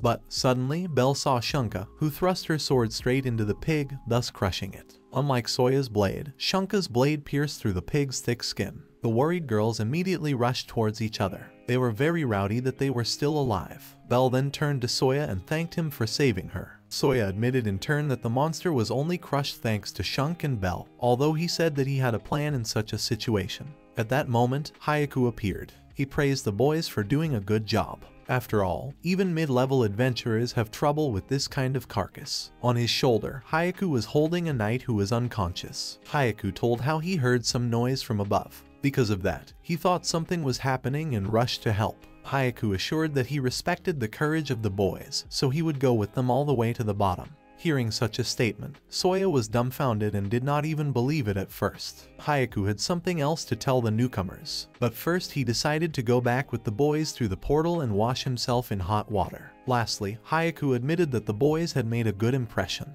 After a while, the group of newcomers, including Soya, were sitting at the bar. Soya took a glass in his hand and thanked all the guys for their first foray into the dungeon. He suggested that the comrades continue to fight side by side and make more sorties from now on. The comrades amicably supported the sullen Soyu and decided to drink to the bottom in honor of such a fine toast. Then the boys began to have dinner, for they were all very tired after a hard day's work. In the end, it turned out that the knight does not particularly like alcohol, and Shyanka in turn just loves meat. That was how Soya's first outing ended. At this point, he had reached the 5th floor. Thus, there are still 51 floors to go. In the morning, Soyu woke Makin. He wished the boy a good morning and reported the situation. The current time is 6 AM. The weather is clear. The temperature is 23 degrees Celsius. Makina also suggested to Soyu to have a good work today. A week had passed since Soya arrived in this world. Although he had started to go down into the dungeon, but after the battle with the monsters, it was obvious that it was very dangerous. Right now, Soya is helpless. The only lethal weapon he can use is a cleaver, but even with it, Soya couldn't kill the pig. If the guy goes to the dungeon with the same team again,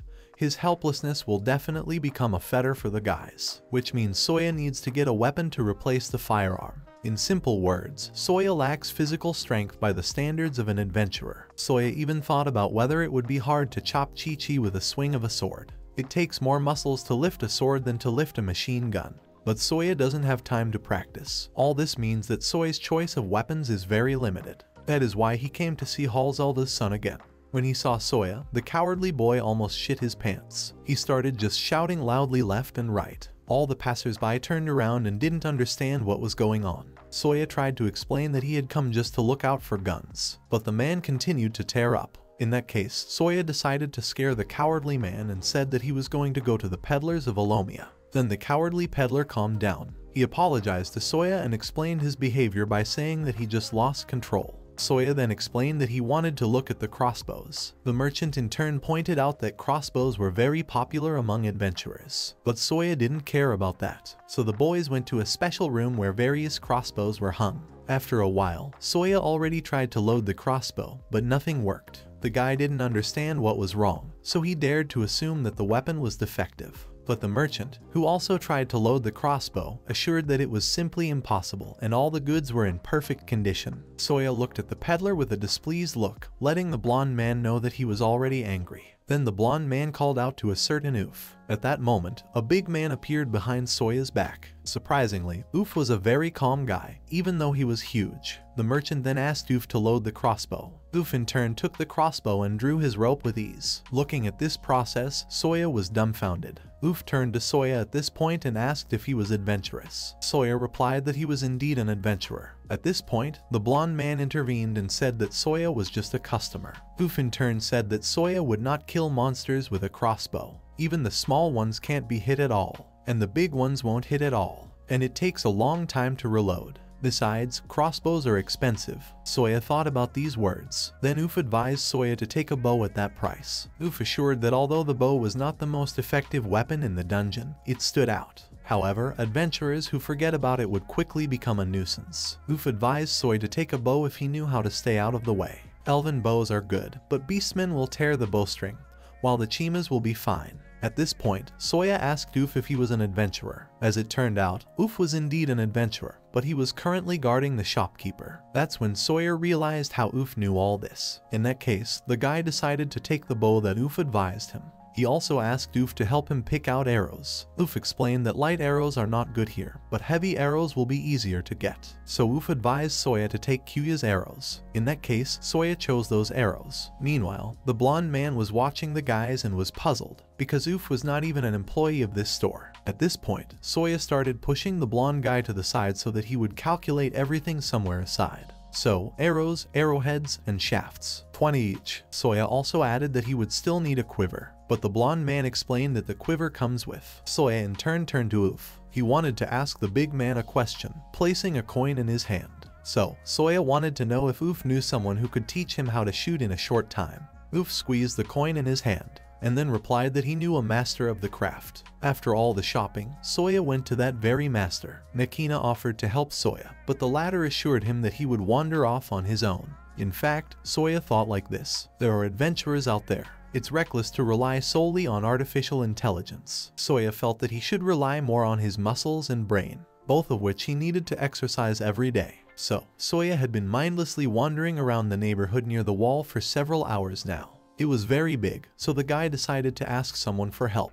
At that moment, Soya heard someone shouting, "Hey, Mr. Buffalo, you fell asleep at the laundry site again. There's wool all over your clothes. Cut it out already." A girl was yelling. Soya glanced in her direction. At that instant, a huge woolly wolf appeared from nowhere. Soya looked at the talking animal and couldn't say a word. He could only feel a completely different aura emanating from this Buffalo-san. Not at all like Oof's. Also, the wolf itself was very large. At this moment, the girl who was so loudly outraged suggested that Buffalo could sleep on the floor if he wanted to. At that moment, Soya asked the girl if Buffalo was something like God. Hearing this question, Buffalo turned his attention to Soya. He leaned towards Soya and asked him if he had heard anything about Buffalo Hyjin, the hero of the north. Soya stood there trembling with fear. He could answer nothing. Then Buffalo noticed something, that Soya was not from around here. Therefore, the wolf asked the boy, where did he come from? Soya at this point could only smell the fumes coming from Buffalo. At this moment, the tense Soya was saved by a girl who also appeared out of nowhere. It was a girl with ears on her head and a tail, and she was holding a large bag. Beastman, she indignantly asked Buffalo if he was even going to pay the bill. Buffalo didn't like what the girl was arising.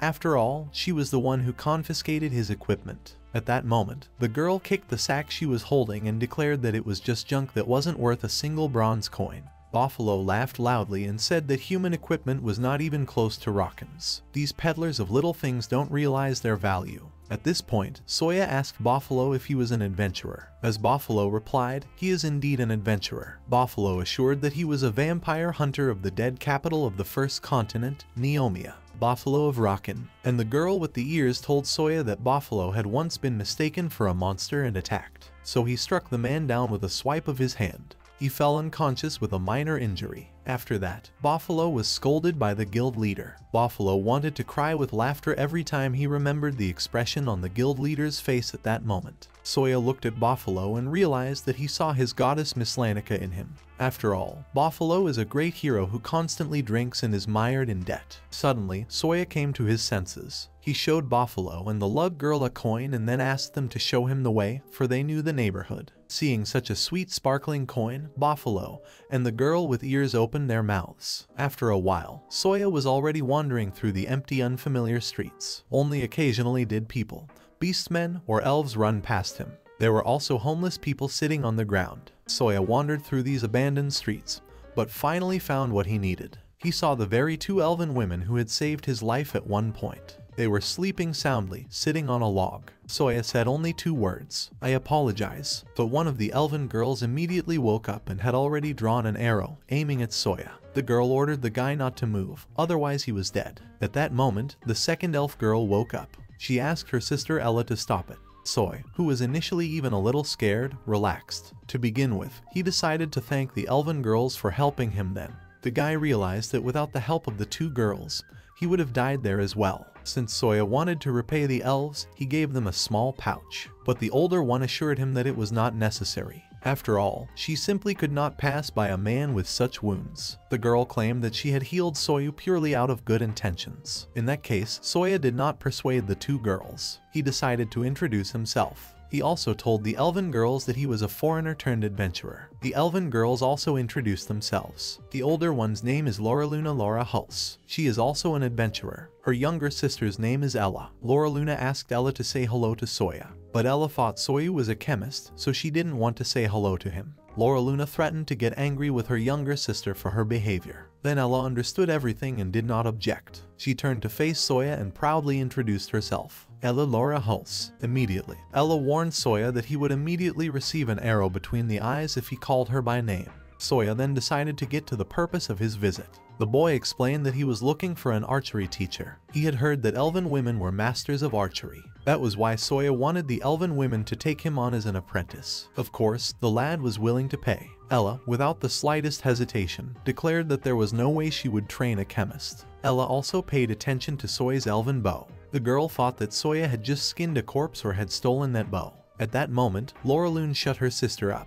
But Ella continued to arise. She argued that Soya, no matter what, was a chemist. Suddenly, Ella's eyes began to close. After only a moment, the girl fainted. Before she could collapse to the ground, Soya picked the girl up in his arms, preventing her from falling. Concerned, Lauraluna immediately rushed to her sister, but Ella was unconscious. Soya didn't hesitate and quickly and gently placed Ella on the ground. When the girl started coughing, the guy turned her on her side so she wouldn't suffocate. Soya immediately explained to Lauralune that it was alright and he had experience in this kind of situation. So the guy asked Lauraluna to rely on him. Then Soya began to identify the cause of such fainting. Soya didn't smell any alcohol, so it wasn't a hangover. In that case, the guy dared to assume that the girl was sick. He took out some water and gave Ella a drink. Soya wanted to ask Lauraluna about the illness, but before he could even ask the question, Lauraluna immediately said that it was not an illness. The girl told him that there had been a misunderstanding at the inn. Ella had been sent away first. After saying this, Lauraluna paused for a moment and then finished. As it turned out, Ella had been shot. It was just like that. Then Soya understood everything.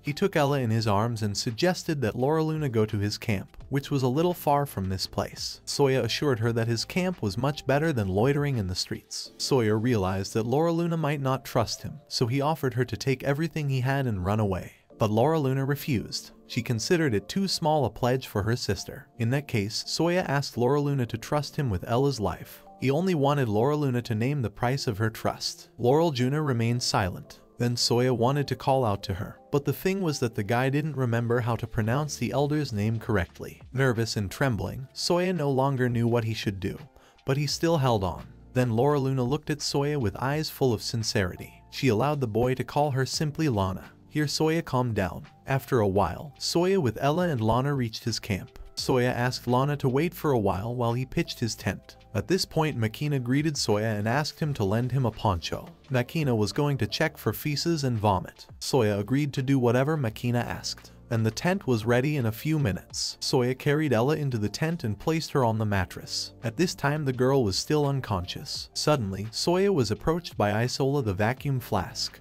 He greeted Soya and asked him to take antibiotics for prophylaxis. It is worth saying that Isola's functions were placed in this small flask while the communication in the dungeon is being established. In this way, he becomes autonomous. Soya obeyed Isola and drank the antibiotics. Speaking of autonomy, according to the rules, robots are not allowed to move around on their own. but Isola claimed he was being autonomous. It's just that Soya accidentally disturbed his balance, that's why he fell down. Makina confirms Isola's words. In that case, Soya decided to revisit the matter later. He had a question for Makina. What is the progress of the restoration of the program called Doctor? Makina replied, right now it is 15%.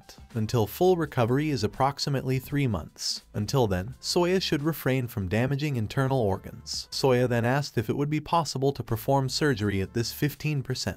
Makina explained that it would be difficult. The fact is that according to the analysis, the chance of success is too small, although there are enough drugs. That's when Soya realized he was in trouble. In that case, he decided to put it off for now and have lunch first, because Lana was already waiting. After a while, Soya and Lana had lunch together. After tasting Soya's food, Lana was delighted. She didn't know what the dish was, but it was very tasty. Soya explained that it is ear. Fish and vegetables are added to miso, and then it's all boiled. But Lana didn't know what ear was or what else miso was, so she looked at Soya questioningly. At this moment, Soya suddenly felt very ashamed. He would have felt better if Lana had asked about more complicated cuisine. The guy tried to explain to the girl what miso was. At that moment, Ella's voice was heard. She smelled the stench of fish. As it turned out, the girl woke up and even got out of bed. Seeing Ella, Soya asked her if she felt better. He also offered the girl something to eat, holding out a plate of earfish. The boy assured her that it was just soup.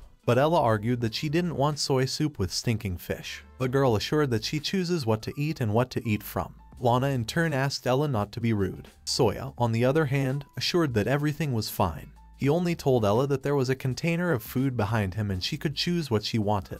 In the end, Ella decided to eat doshirak. Before Ella started eating it, Laga asked if she really wanted doshirak. Ella, on the other hand, claimed that that was what she wanted to eat. At that moment, Miss Lanica came in. She turned to Soya and asked him about the guests. Soya explained to Miss Lanica that he had asked the 2 girls to train him in archery. At this point, Miss Lanica picked up on the fact that these were not ordinary girls, but elves. After all, Miss Lanica herself is of dark flame. Miss Lanica explained to the guests that Soya was related to her by contact. The cat also greeted the girls, calling them enchanting elven girls. Lana introduced herself as well, and also introduced her little sister, who was silent and just burning a hole in her doshirak with her gaze. Soya in turn told the elven girls that this piece of land was lent to him by a fishman. That was why the elven women could forget about the hustle and bustle of the city and enjoy nature. Lana thanked Soya. At that moment, Miss Lanica suggested that Soya step back and talk about Makin. Lastly, while leaving, Soya told Ella that she could already eat doshirak.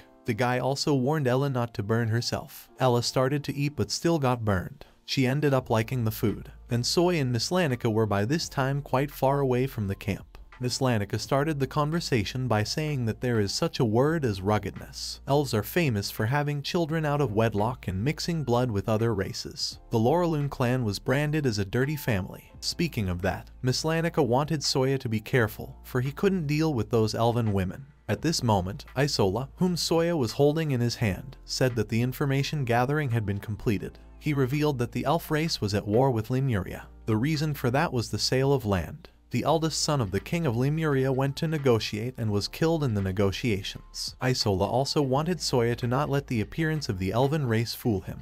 He claimed that the elf race was very dangerous. When dealing with them, it was best not to let your guard down. No sooner had Isola finished speaking than Soya shut him up, for the guy was called out by Ella. She asked the lad if he wanted her to teach him archery. Then Soya asked if Ella agreed. Ella with a disgruntled face assured that the doshirak was delicious. Besides, Soya helped her. The girl claimed that it was all payment for the training. Soya understood everything and thanked Ella. Ella in turn began to return to the tent. She said she was going to go tell her sister that she was going to get Soya. Ella also asked Soya to get ready, because they would be starting soon. As Ella ran away, Isola called out to Soya. Soya assured that he had heard Isola. He claimed that his interactions with the elven women were only for the sake of his training. Miss Lanica wasn't against Soya's training either. She only wanted the boy to do as he knew. Also, Miss Lanica asked Soyu not to forget that dream. The cat assured that she was the one who was Soya's precious treasure. Miss Lanica will always be scarier than some elves. After a while, Soya's training began. Ella planned to train Soya in the simplest style of hunter, since they didn't have much time. The first thing the girl asked Soya was if he understood the difference between the hunter style and the soldier style. Soya admitted that he had no idea. Ella drew her arrow at that moment and spoke of how if one holds the bow straight and the arrow is placed on the right side, it is the style of a soldier. After these words, the girl released the arrow and it hit right in the center of the plaque. Then Ella drew another arrow and told Soya that if one holds the bow diagonally or horizontally, and the arrow is overlapped on the left side, it is already the style of a hunter. Then Ella released the arrow and once again hit right in the center of the same plaque. Afterward, the girl asked Soya if he had understood everything. Soya doubted that he had. He said it the way he understood. In the soldier style, the arrow is quicker to apply, but harder to aim. And in a hunter's style, it's the opposite. It was a valid reasoning, so Ella thought Soya wasn't so hopeless since he understood everything. In that case, Ella told Soya to stand at the ready, facing the target. The guy should hold the bow horizontal to his body, on his outstretched arm.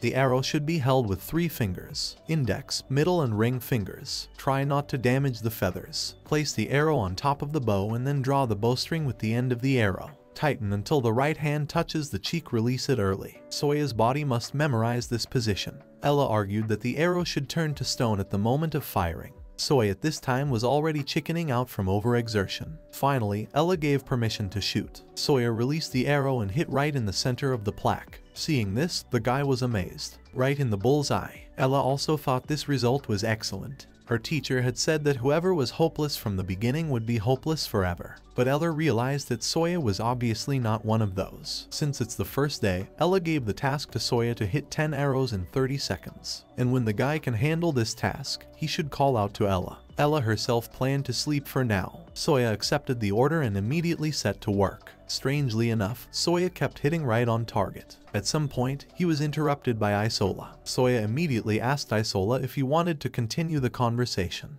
As it turned out, that was exactly what Isola wanted. The first thing Isola asked was why didn't Soya tell him he was going to use a bow. Soya in turn asked Isola if he really knew how to use it. Isola, on the other hand, assured him that there were many useful entries in his database. Soya then asked if the database had been corrupted, to which Isola replied that he had recently finished decrypting it. Isola wanted Soya to trust him, since he and Makina were trying to be helpful. Isola asked Soya to be sure to contact him next time if he had any military-related question. Soya did not object. Isola then decided to report on the status of the repair. The program called Craftsman was 20% loaded, Doctor at 15%, the Cook at 27%. Isola then asked which program Soya wished to give priority to. Soya chose the program Cook. Isola then asked if Soya was really unsure if he could prepare a nutritious meal on his own. Soya replied that he was not. It's all about running out of supplies, and Soya doesn't know many recipes. Isola, on the other hand, assured that Soya was wasting too many of the cook's resources. After all, if a guy needs calories, there are more than enough ingredients. But Soya thought it was important and the cook would take priority. Ethel Isola responded to Ethel Isola rather strangely, calling Soya a Jap. Hearing those words even made Soya distracted from his task and looked at Isola. At that moment, Makina came to replace Isola. He claimed that Isola had been temporarily disconnected. Makina also apologized for Isola's tantrum. As it turned out, the poncho vomit analysis was over. No trace of infection was found in the vomit. The results of the blood test were above normal. Soya then asked if that meant that the bullet was still in Isola's body. Makina replied that Soya was right. He also revealed that Ella's life will be in danger if the bullet is not removed soon. But if Ella was cured, there was a chance that Lana would invite Soya to join the group. In that case, Soya decided to use the unrecovered program Doctor. Soya wanted to see if the foreign treatment would kill the elven woman. Of course, Soya apologized for it, but he can't stand useless people. Makina thought this decision was quite wise. He thought so too. Meanwhile, Soya's arrows continued to fly straight into the bullseye. Soya realized that despite such a cold-blooded decision, it wasn't worth missing possible problems. After all, the trash artificial intelligence is not even capable of predicting what will happen tomorrow. Soya needs to choose more carefully how to utilize the limited resources. Soya knew that people help people who can afford it, and Soya himself did not sign up for that. He came to this world to save his sister. That's why the guy shouldn't fill his head with unnecessary things right now. Soya just wanted to free himself from his thoughts and concentrate on shooting. Keep shooting, shooting and shooting and shooting. In the morning, Soya woke up to the fact that there was a rabbit's face in front of his face. Opening his eyes, the boy got up and realized that he had just fallen asleep at the moment of training. Afterward, Soya turned his attention to the rabbit with wings that was sitting on top of him. The guy scratched the rabbit's neck and thought about taming it. After all, the rabbit was really quite cute. Without thinking long, Soya decided to give the rabbit a name. Since he was so white, Soya chose the name Snowball for him. After picking up Snowball, Soya decided to head back to camp. But before Soya could even blink an eye, an arrow flew into the head of the white and fluffy Snowball. Naturally, the rabbit died instantly. Soya was dumbfounded and couldn't believe his eyes. Everything had happened too fast. But upon realizing, Soya screamed loudly and hysterically. At this moment, Ella was rejoicing nearby, who had gotten food, thus killing the Snowball. After a while, a delicious Snowball kebab was flaunting on the grill. Since the food was ready, Soya asked Ella to wake up Lana. Ella, who was already enjoying the delicious Snowball kebab, said that Lana had gone to town back in the morning. Ella revealed that Lana had been invited to join the group. The girl thought that Lana had gone to write an application to the guild. Even if that was the case, Ella had no plans to go down to the dungeon today. Soya realized that this was a problem because there was no refrigerator, so the kebab wouldn't be preserved until Lana came. Soya wanted Lana to try the Snowball kebab too. At that point, Ella told Soya to go meet Lana, and when Soya comes back, they will continue their study. Soya in turn asked Ella if she would go with him. Ella took hold of her leg, the place where the bullet had been put in, and said that she did not feel well. Soya understood everything, so he went alone. When Soya left, Ella asked Makina if she could have some dosharak. Makina was surprised that the girl was still hungry because she had just eaten kebab. Also, Makina thought that dosharak was not the most delicious food. But looking at Ella's displeased face, Makina still apologized and allowed the girl to eat whatever she wanted. Meanwhile, Soya was already near the dungeon. He quickly managed to find Lana, who was surprised to see the guy. Soya explained that he had been told by Ella that Lana had gone to sign up for the group. Lana then realized that it was Ella who had sent Soya to pick her up.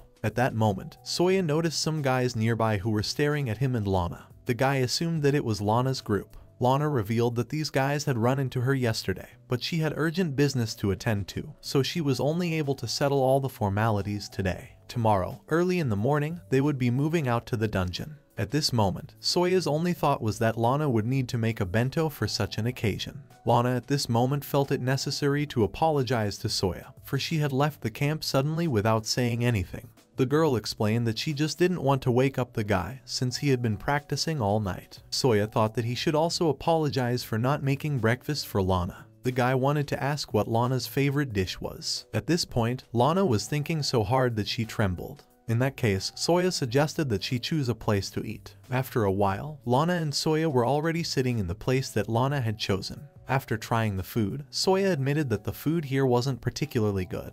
The guy didn't want to be rude and immediately warned about it. And Lana in turn admitted that Soya's soup was very tasty. Because of that, the girl dared to assume that Soya was a cook. But Soya wouldn't say that. In that case, Lana assumed that Soya lived in a place where only delicious food was available. The girl admitted that she was jealous of Soya. Then Soya asked what kind of cuisine the elves had in general. Lana wondered. After a little thought, the girl told her that elves usually serve fruits, nuts, and different herbs on one plate. Elves also like to combine fermented food with alcohol. It turns out very tasty. From these words, Soya concluded that elves eat organic food. It is good for the body, but the taste leaves much to be desired. Soya noticed that Ella likes heavily salted food. Soya thought this was strange, since it was very different from elf cuisine. Lana, on the other hand, told Soya that Ella's teacher was a beastman, and apparently this had a strong influence on the girl. Soya then concluded that being picky about food was not at all in the spirit of the elves. Suddenly, Lana asked Soya if there was any hope for Ella's recovery. Soya remained silent. At that moment, the musician in the shop howled a song.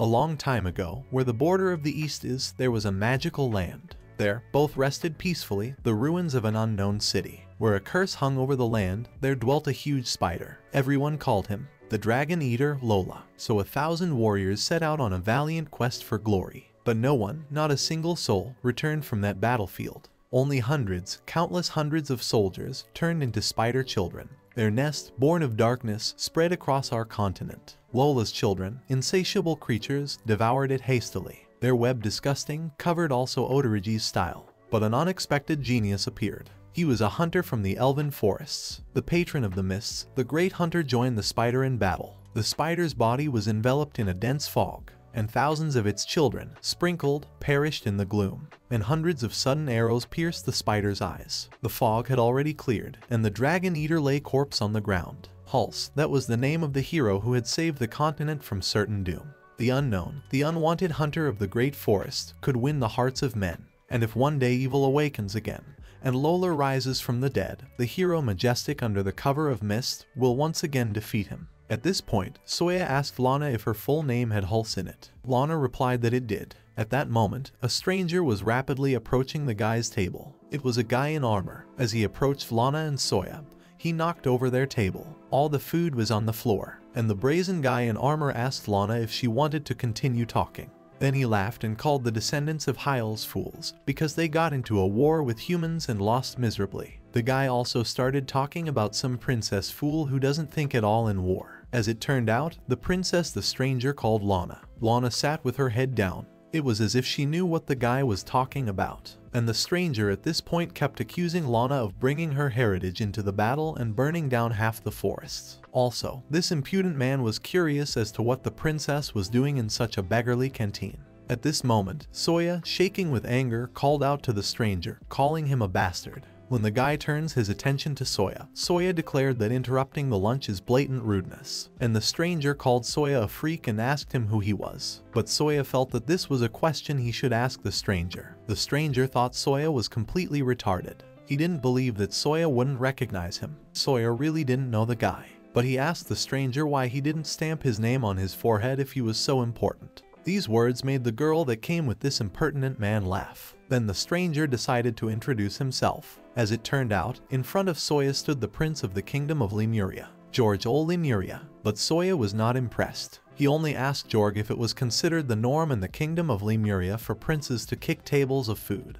preventing a beautiful lady from eating. Immediately after these words, Soya ordered the prince to bend down, coming closer to him. George responded by calling Soya a bastard and started to draw his sword. Soya was no slouch. He too began to draw his weapon. At this point, Lana intervened. She ordered Soya to wait outside and assured him that she would handle everything herself. But Soya didn't plan to leave things like this. Lana insisted. She wanted Soya out. After all, these were the royal family's problems, not some adventurer's squabbles. In the end, Soya did come out of the shop. At some point, Soya was approached by Makina. He said that the bug drones had gotten inside the dining hall and now Soya would be able to see the image. But Soya didn't even know what he should do with that image. Makina in turn only wanted to give Soya one piece of advice. He assured that in this world, it was up to Soya to decide what he should do. Soya agreed with Makina and asked him to bring out the image. When Soya saw what was going on in the shop, he was furious. Lana at this time apologized to the prince for her companion Soya's rudeness. The girl did not just apologize but knelt before George. Georg, on the other hand, told her that the elves had killed his older brother, so now he was the only prince. Georg wished that Lana would not make any more excuses like that. Lana only apologized again, lowering her head. In the meantime, Georg pointed out his dirty shoe to Lana and ordered her to clean it. Lana agreed unconditionally and had already pulled out a rag, but Georg ordered her to clean his shoe with her tongue. The prince believed that foolish elves should not emulate humans. Even to this humiliation, Lana agreed. She crawled up Georg's leg and was ready to lick his shoe. Suddenly, Soya ordered Makina to blow up all the drones inside. Makina did so. The drones that were near the ceiling exploded in an instant. Georg was distracted by this and looked up. But what he didn't know was that he would get a foot kick right in the face in a couple seconds. Soya's kick was so strong that the prince flew several meters. His subordinates immediately rushed towards him, and the confused Lana looked at Soya, who had also recovered from his fall after jumping. It was a secret technique inherited from his sister, Yukike's secret technique. Soya didn't lie on the floor for long. He quickly stood up and took off his bow and arrows. Lana, on the other hand, asked him if he even realized what he was doing now. But Soya understood everything perfectly. He also put the knife he had on the table. Soya thought that he was now going to fight an ordinary adventurer. Meanwhile, the prince was raised by his subordinates. When George got to his feet, he ordered his subordinate Rachel to chop Soya. Rachel wanted to object to the prince, but George again ordered her to chop Soyu. Soya then asked if the royal family always covered up for women. Turning clearly to Georg, Soya asked if the prince really had his balls cut off. Georg was so enraged by these words that he began to draw his sword and prepare to attack. At that moment the prince was stopped by his own subordinate. It was Rachel. She argued that mocking long-eared men was one thing, but if an adventurer of royal blood pointed his sword at another adventurer, it would severely damage the king's reputation. Soya then asked Georg if he would continue to yapping,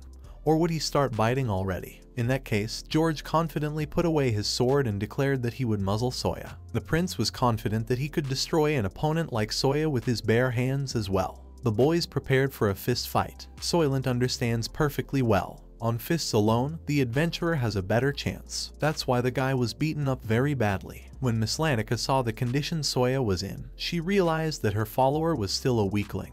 Ella also thought it was really dumb. Lana was the only one who was worried about Sawyer. She asked Miss Lanica and Ella to leave if they were not going to help. Sawyer completely forgot about self-defense. In this world, he's a weakling. If he still has a chance against an ordinary man, he is helpless against an adventurer. If the old man hadn't shown up, Sawyer would have been ground to a pulp. Of course, it would have been better if he had come sooner, because Soyu had gotten a good beating without that. Makina also took care of Soyu. He made a compress for the sick Soyu, since he thought it was a good idea to cool the lad's wounds first. But Lana's healing magic has a fire base. It is effective against open bleeding wounds, so Soya's regeneration is also lower than normal. In that case, Lana didn't cry at all what to do with Sawyer. Suddenly, Lana had an epiphany. She asked Ella to give her her bracelet. After all, it would help increase Sawyer's regeneration. Hearing such a request, Ella was dumbfounded. She argued that it was Lord Hira's bracelet and to give a Haim an elven treasure was unforgivable. But Lana ordered Ella to shut up and give her the bracelet. In that case, Ella took off her bracelet and gave it to Lana. Lana put the bracelet on Sawyer's hand and began to utter the following words. "O God Asius, bring my message to the dead god of streams. Bring the winds to this man and let them dance and swirl around him. Grant him good and let me dispel evil with that power. Harmonia, goddess of harmony, please fill this man with your powers." At this moment, Sawyer visibly transformed. His face was no longer swollen. After just a few seconds, the boy opened his eyes, and Makina noticed that 80% of Sawyer's wounds had been healed. But as Lana had said, the next part of the treatment would be quite painful. The girl placed her hand on Sawyer's forehead and began to utter the following words. "Great flame that tames this world with its light, its heat and its pain, heal this man." Suddenly, Sawyer's eyes opened wide, and steam came from Lana's hand. Sawyer cried out loudly. Lana asked him to be patient for a while, but Sawyer was sure that he was about to die. Lana was very hot right now. Sawyer was literally on fire. After a while, it was over. Now Sawyer only had 5% of his wounds. Makina was shocked, therefore he called Lana's medical procedure amazing. Lana was pleased to hear those words. When Sawyer woke up, he also thanked his savior. Lana wanted to explain why she did that, but she couldn't find the right words. Then she tried to explain that what had happened today had made her realize something about Sawyer. In the end, the girl couldn't find the right words. At that moment, Miss Lanica went into the tent and asked Makina how the treatment was. Then Makina reported. He said that Sawyer had only light bruises left. They would heal within 3 days. At this point, Sawyer asked Lana if she was from the Geyers family. Lana replied that she was indeed. Sawyer then asked why a member of the royal family became adventurous. Lana revealed that after the defeat of the Elven Kingdom in the war, their father handed them over to the King of Lemuria as hostages. Lana thought this was not surprising, for why would he keep the ugly daughter that burned down the forests? All the nobles supported Lana's father. The King of Lemuria turned out to be very kind. Lana expected imprisonment or worse. A freak like Lana could have been forced to sleep in a pigsty and had to endure it all like a hostage. But Lana and Ella were allowed to work as adventurers. That's how they got their freedom. Still, the life of an adventurer was harder than the girls expected. People like them can't find a normal place for themselves in this country. Prejudice from other adventurers, in stores and even taverns. Girls can't sleep anywhere except in the back alleys of dark streets. It was then that Miss Lanica realized that this was a very problematic issue. That's why she apologized to Lana for her half-dead follower, because he's not thinking straight right now. But Lana argued that she would not let it happen a second time and would definitely solve such an issue on her own. But Sawyer asked Lana not to say so. He claimed that he himself would do better next time. Lana then asked Sawyer if he even realized that she was mad at him for this. The girl firmly stated that she would definitely work things out for herself next time. But Sawyer couldn't forget the fact that Lana's lips were already closed to Jorg's shoes when he peeked. Sawyer thought that no real man would allow such a beautiful woman to act like that. Those words greatly embarrassed Lana. She ordered Sawyer to stop making jokes. Sawyer wasn't familiar with the elves' beauty standards, but he thought Lana was very cute. Although he hadn't been in this end, but he felt that he had something to compare with. Sawyer wanted Lana to be more confident in herself. He reiterated that the girl was really beautiful and cute. These words didn't embarrass Lana by a long shot. Out of embarrassment, she stood up, screamed loudly, covered her red face with her hands and just ran out of the tent. As Lana abruptly stood up and Soya's head was resting on her feet, the guy's head hit the ground. From such a blow, a big bump instantly appeared, and Ella called Slyu a lecher, but Soya claimed that he was just used to telling the truth. Whereupon the lad turned to Makina and entrusted him with the cooking, for Soya himself was not yet able. Makina was very happy about this and called Soya an excellent operator, but Soya did not think so. At that moment, the formidable Miss Lanica turned to Soya and asked him not to forget that she was also cute. And Soya, looking at the surging cat, didn't understand what had gotten into her. The next day, the 10th day of Soya's stay in this world, Lana had to go to the dungeon with her group. Soya lastly handed her a bento, a prepared lunch, something to take with her. There's bacon, bread, curry sauce, egg, and vegetables. Soya realized it might not taste great, but he knew it would be enough to satisfy his hunger. Next time, Soya promised to try to do better. He really wanted Lana to take that bento. Lana took the food and thanked Soya. Also, Soya wanted to see Lana off, but Lana didn't want a repeat of yesterday with the guy. The girl thought that Soya should rest now, but it was because of yesterday that Soya wanted to see Lana off. He didn't insist and just asked Lana to take care of herself. Ella, who was also seeing her sister off, wished her good luck. Soya waved at Lana until she disappeared from sight. He then turned around and told Ella that they should make up for the training they had missed. But after a glance at Ella, Soya realized something was wrong. The girl sat bent into a ball. She only apologized to Soya and asked him to take her to the tent. A couple of minutes later, Ella was already in bed. Suddenly, she said that Soya could now possess her if he wanted to, because she could not resist. Soya did not understand what the girl was saying. Then Ella asked Soya if he could feel her charms. The girl was confident in her appearance. Soya took the hint and called Ella beautiful. He also suggested that she get married when she recovered. In this moment, Ella turned away from Soya and declared that it would never happen because she hates chemists. Suddenly, Ella asked Soya if he liked Lana. Such a question embarrassed Soya greatly. She blushed, but assured that it wasn't like that at all. The guy tried to explain something to Ella, but he failed. Ella already understood everything and called Soya a terrible person. After which she turned away again and asked Soya to forget it all, calling the guy empty-headed. In that case, Soya decided to go practice with the bow. Lastly, the guy asked Ella to call him if she wanted to eat. After a while, Soya was already driving arrows into the sign.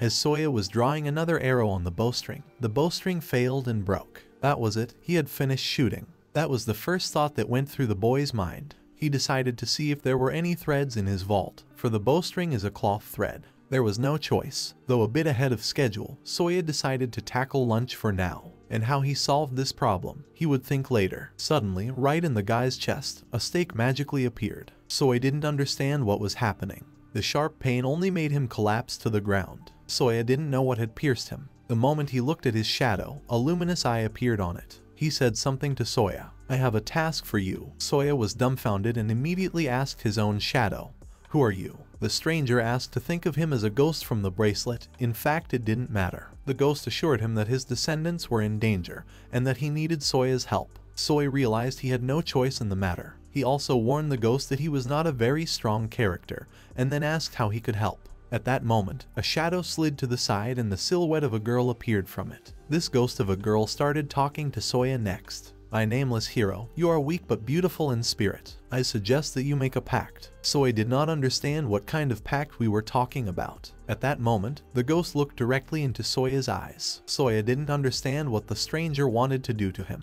Then she explained, "I will use your body." After saying those words, it was as if the ghost had entered Soya's body through her mouth. Immediately afterward, Soya flashed to Makina and asked her to activate Isola. The guy claimed that he was going to go to the dungeon. Makina, on the other hand, explained that Isola was now in the dungeon. It was placed as a lantern in Lana's bag. Soya was shocked to hear such news. The guy didn't understand what Isola was even doing. Although, it would be even better now. Soya then asked Makina if he could contact Isola. Makina promised Soya to try his best. The robot explained that it was only possible for a short time. Immediately afterward, Makina began to establish a connection. Soya walked over to Makina and looked at the screen. At this point, Makina began playback. It is worth noting that one of Soya's eyes became different. It was similar to the eye of that ghost girl. In the screen, Soya saw the prince and his gang. Soya was dumbfounded and didn't understand why Lana was with him. He only shouted at the top of his voice, turning to Isola. But the connection was unstable, sound transmission impossible. Makina could only get Isola's coordinates. As it turned out, Lana was currently on the 10th floor of the dungeon. In that case, Soya decided to go right now. Suddenly, the guy remembered that his bowstring was torn, which means that the bow is useless. Soya realized that he needed to find the bow, and finding arrows was already easier. At that moment, a familiar voice was heard behind him. It was Getbad. He had come to visit Soy with a large catch of fish. Getbad said that they had hunted with the brother clan for this fish and he thought he should share it with Soya. Soya gladly agreed to accept the fish, but he had one more request for Getbad. Getbad was always happy to help Soya, so he did not refuse. Soya then asked Getbad to sell him the harpoons. Also, Soya wanted Getbad to get him to the city urgently. Getbad realized that Soya was obviously up to something. He was ready to give Soya his harpoons, but there was a problem with getting them to the city. There was only one option, River. At this moment, Buffalo and his long-eared girlfriend were sitting in a shop. Buffalo, as usual, promised the girl to pay her back after the next outing. Suddenly, the water from the river behind the eared girl's back rose in a column. The girl immediately rushed over to see what happened there. It was only Soya and Getbad. They reached the city in 330 seconds. Thus, we can conclude that Getbad is faster than all the submarines of the last generation. Soya didn't take this dive so easily. The guy thought he was going to die on the way, but Getbad assured that it was possible to get there faster. It was just that he was already old and had a load. Getbad also asked Soyu to be careful with the harpoons. After all, they are coated with a paralyzing poison for large fish. Thus, if Soya hurt himself, he would simply not be able to move for half a day. Soya thanked Getbad for the useful knowledge. At that moment, Buffalo and his friend with ears were watching Soya from above. They were surprised to see the foreigner again. Also, upon seeing Getbad, they noticed that Soya had some rather interesting friends. Soya at this time had already gone up to Buffalo and stated that he had a proposal. The guy wanted to rent Buffalo's equipment. Of course, Soya had the coins. He handed them to the lady with the ears and took Buffalo's gear, which he gave to the very same girl. But Buffalo stopped Soyu. He praised the lad for being able to choose an excellent bow, but assured him that Loken bows were not drawn by the strength of the hands. It required magical power. Buffalo knew that people like Soya didn't have that kind of magical power. But in this, Soya was helped by the very same bracelet whose owner is a ghost girl. This bracelet endowed Soya with magical power, so the guy was easily able to draw the bowstring. Soya in turn called Buffalo's bow excellent and decided to rent it. The guy also advised the wolf not to drink too much. Buffalo was astonished after this conversation and what he had seen, but Soya was already on his way to the dungeon. For the last time, Getbad only shouted to Soya about what would be waiting for him at the camp. Getbad also asked Soya to tell Soya everything when he returned. Soya gave the okay and rushed away. A trio of his acquaintances stood looking after him. Soya raced toward the dungeon with great speed. He knew he had to save Lana. The team that Lana was supposed to go to the dungeon with had already gone outside. They were planning to go out to eat when suddenly Soya appeared. One elf was tripped up by a guy. The guy fell face down into the ground. He immediately turned to Soya and began to resent him. And Soya had already drawn the harpoon on the bow that he had taken from Buffalo. At this point, the elf's comrades began to resent him, for Soya had just put down their captain. But Soya realized that one hostage would not be enough. He threatened to kill all of them. At this point, the elf was not in the least frightened. There were tears in his eyes. The boy begged to be saved and assured that Soya had gone mad. At that moment, Yvette and the guild leader appeared. Seeing Soya, the girls were dumbfounded. They didn't understand what Soya needed. At this moment, the elf lying on the ground asked at least someone to do something about Soya. He was sure that this foreigner was about to shoot her. The guild head in turn ordered the elf to be quiet. Then she asked him where the girl who had come in with him was. The head was referring to Lana. Soya asked the elf the same question. Where is Lana? The boy ordered the elf to say everything or he would be silent for an eternity. The sharp end of Soya's harpoon was a centimeter from the elf's eye, but the elf assured that he knew nothing and had never seen Lana at all. In that case, Soya decided to go to the head of the guild to find out the truth. To find out the truth, the head began to say the following words. Wind, judge of war, spin, fly, find, reveal what is hidden in the dungeon. What was it today? Eventually, the chapter learned that the elf's name was Maluda. He was from the forest of Hewers, but the head had not seen him. Maluda, however, kept asking for help to get Soyu away from him. At this point, the head said that Maluda should not be here, and Yvette said that she saw this group come out of the portal. But the thing is that there are no portal mages among them. Then the head turned to Maluda and asked if he even realized what he was doing. Maluda couldn't answer anything. Then the beastman from Maluda's team asked for permission to say something. He claimed that Maluda had received money from some prince for handing over the elf princess to him. The transfer took place with the prince's beastwoman. Her name is Gulu. Maluda tried to shut his comrade up, but the latter called Maluda a lowlife. After all, Maluda had essentially betrayed one of his own race. Soya in turn thanked the beastman for the information and asked the group to leave here and not to contact Maluda again. In that case, Maluda's comrades left. Lastly, they said goodbye to their worst captain Maluda. After the two men left, Soya asked the head to arrest Maluda. Soya himself was going to go after Lana. The chapter, however, asked Soya what floor was Lana on. Soya replied that he was on the 10th. He also said that he was only on the 5th floor. In that case, the chapter decided to open an emergency portal for Soya. It will take the guy to the 10th floor. The head also ordered Yvta to summon the old man urgently. Yvta started to carry out the order. Soya and the head were left alone. The head admitted that he sympathized with the princess, which was why he was helping now. Also, the head wanted to warn Soya about something. The fact was that if Soyu failed to save the princess, he would have to run away and forget about her.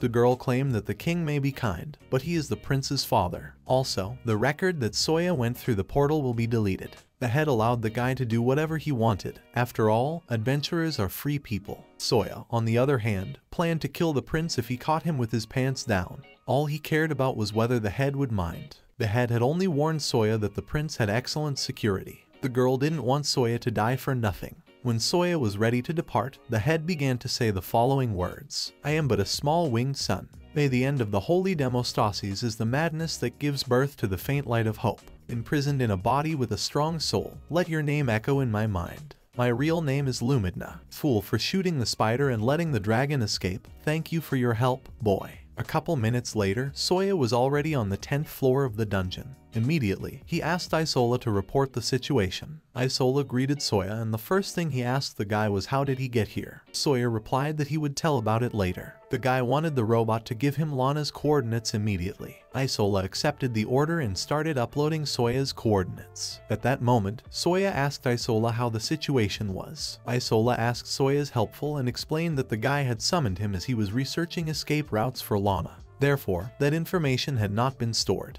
In that case, Soya asked Isola to synchronize the data. Isola began to carry out the order. In the meantime, Soya was making his way onward. At some point, the guy ran into the girl who was in the prince's group. Seeing the guy, the girl asked Soya to leave. She assured him that he shouldn't go any further. Suddenly, the girl realized that she had seen Soyu in the tavern. At that moment, some kind of sound was heard behind the girl's back. She turned around to see what it was. At that moment, Soya started to pull out a harpoon. Without thinking long, the guy hit the girl on the head with the harpoon, and the sounds were made by Isola. He found Soy and helped him to deal with the girl in this way. Soylent saw Isola and praised the work, and Isola simply reminded Soya that he was a fighting protector. Soya only hoped that he did everything quietly and didn't attract attention. In the meantime, Isola reported to the guy that all the monsters around had been destroyed by the prince's guards. Soya realized that going forward just like that was reckless. Because of that, Isola devised a battle plan. At this moment, Jorg was having as much fun with Lana as he could. Lana, of course, resisted. Jorg was not very happy about it. It's worth noting that Lana is the first woman to resist Jorg. The guy called Lana lowborn and then asked if she knew how resistance to the king was punished. Then Lana became indignant. Is this what a king's son is capable of? But George believed that adventurers were free men, so why couldn't the king's son find himself a woman?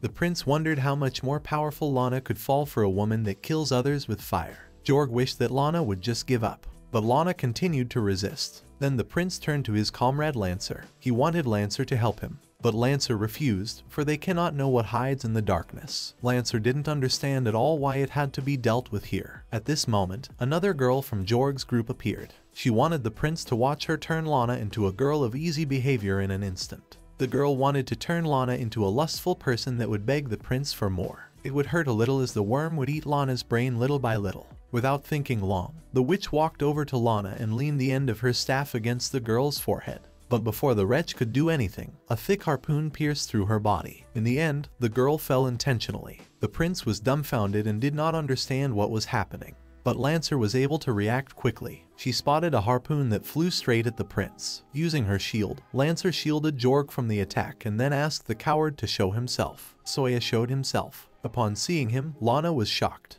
The first thing Soya asked was, "Are you behaving honorably?" Soya wanted to fight Lancer face to face since she thought he was a coward. Lancer recognized Soya. At that moment, the prince shouted that this was unacceptable, and a plebeian should not behave like that. Soya then promised his opponents to disappear if Lancer defended herself from his arrows. If not, the foreigner would destroy the prince. Lancer accepted Soya's challenge and prepared for battle. The battle began. Soya immediately drew another harpoon on the bowstring and let go. Lancer defended herself with her shield and went on the attack. Soya continued to attack the enemy with harpoons, but Lancer managed to dodge all of Soya's attacks. She was jumping, leaning. Thus, all of Soya's attacks were missed. But at one point, Soya managed to destroy Lancer's shield. Lancer wasn't confused and continued to head towards the guy at a rapid pace. She dodged the harpoons even on the fly. Finally, the girl reached Soya and put her sword to his neck. Soya froze, and Lancer was sure that Soya had lost. But she gave the guy credit. After all, he had destroyed her shield. The girl argued that Soya's mistake was that he cared too much about Lana. That was why Lancer thought Soya was a bad chem. Soya thanked Lancer for the praise. But that was not all. At that moment, a harpoon flew into Jorg's shoulder. The prince screamed, which attracted Lancer's attention.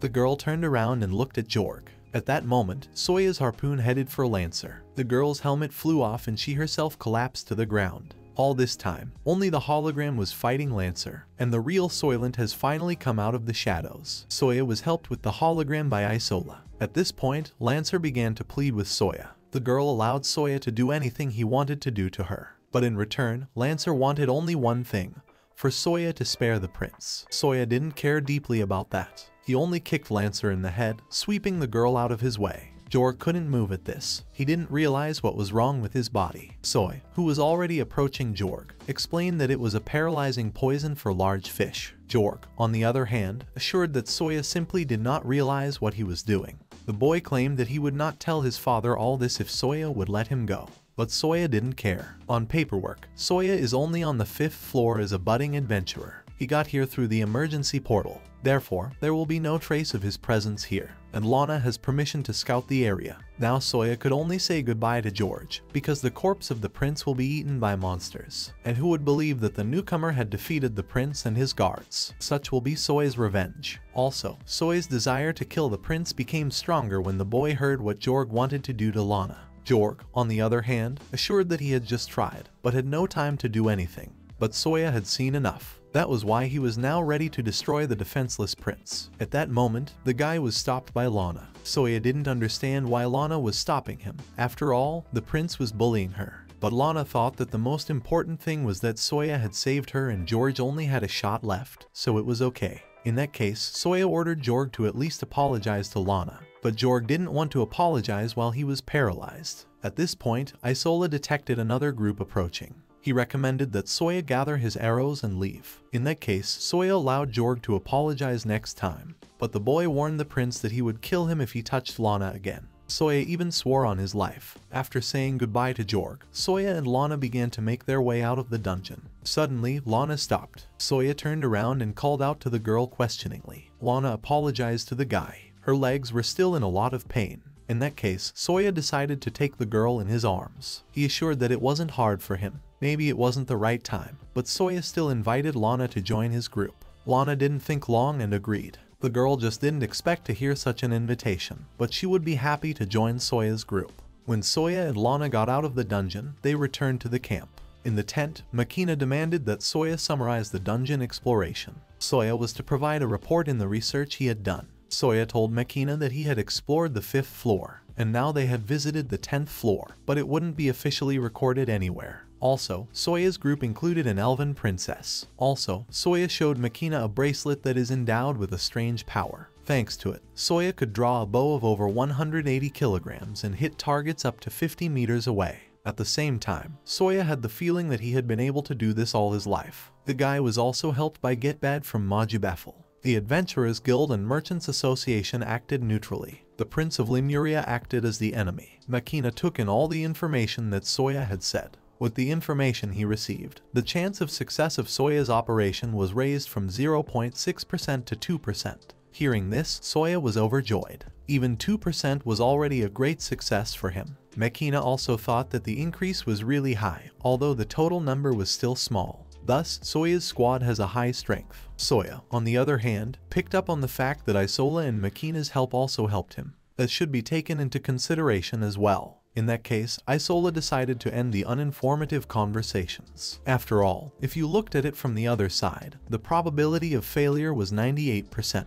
This saddened Soya too much, and Isola assured that correctly assessing the current situation was the first step to success. After conferring with Makina, it was decided that Isola would be friendlier. But Isola continued to blame Soya for treating his weapons poorly, spending too many resources on food, while getting very angry when the food just disappears. Also, Soya doesn't listen to Makina and Isola's advice. Isola warned Soya that saving others, much less having compassion for his enemies, would bring great trouble. Isola argued that Soya gained new power by losing his primary weapon. This is something that other units have not achieved. But there is a big but. Isola was angry at Soya, for the guy had created a huge problem. The problem is so big that Makina will block Isola if he speaks out everything. So Isola won't say anything because of that. So Makina has a good chance to bring Soyu down for lack of criticism. Now Isola only has one question for Soylent. Is Soya going to give up the mission for the sake of his squad? To which Soya firmly answered, no. The guy claimed that this was his main goal. He would only give up when all options were exhausted.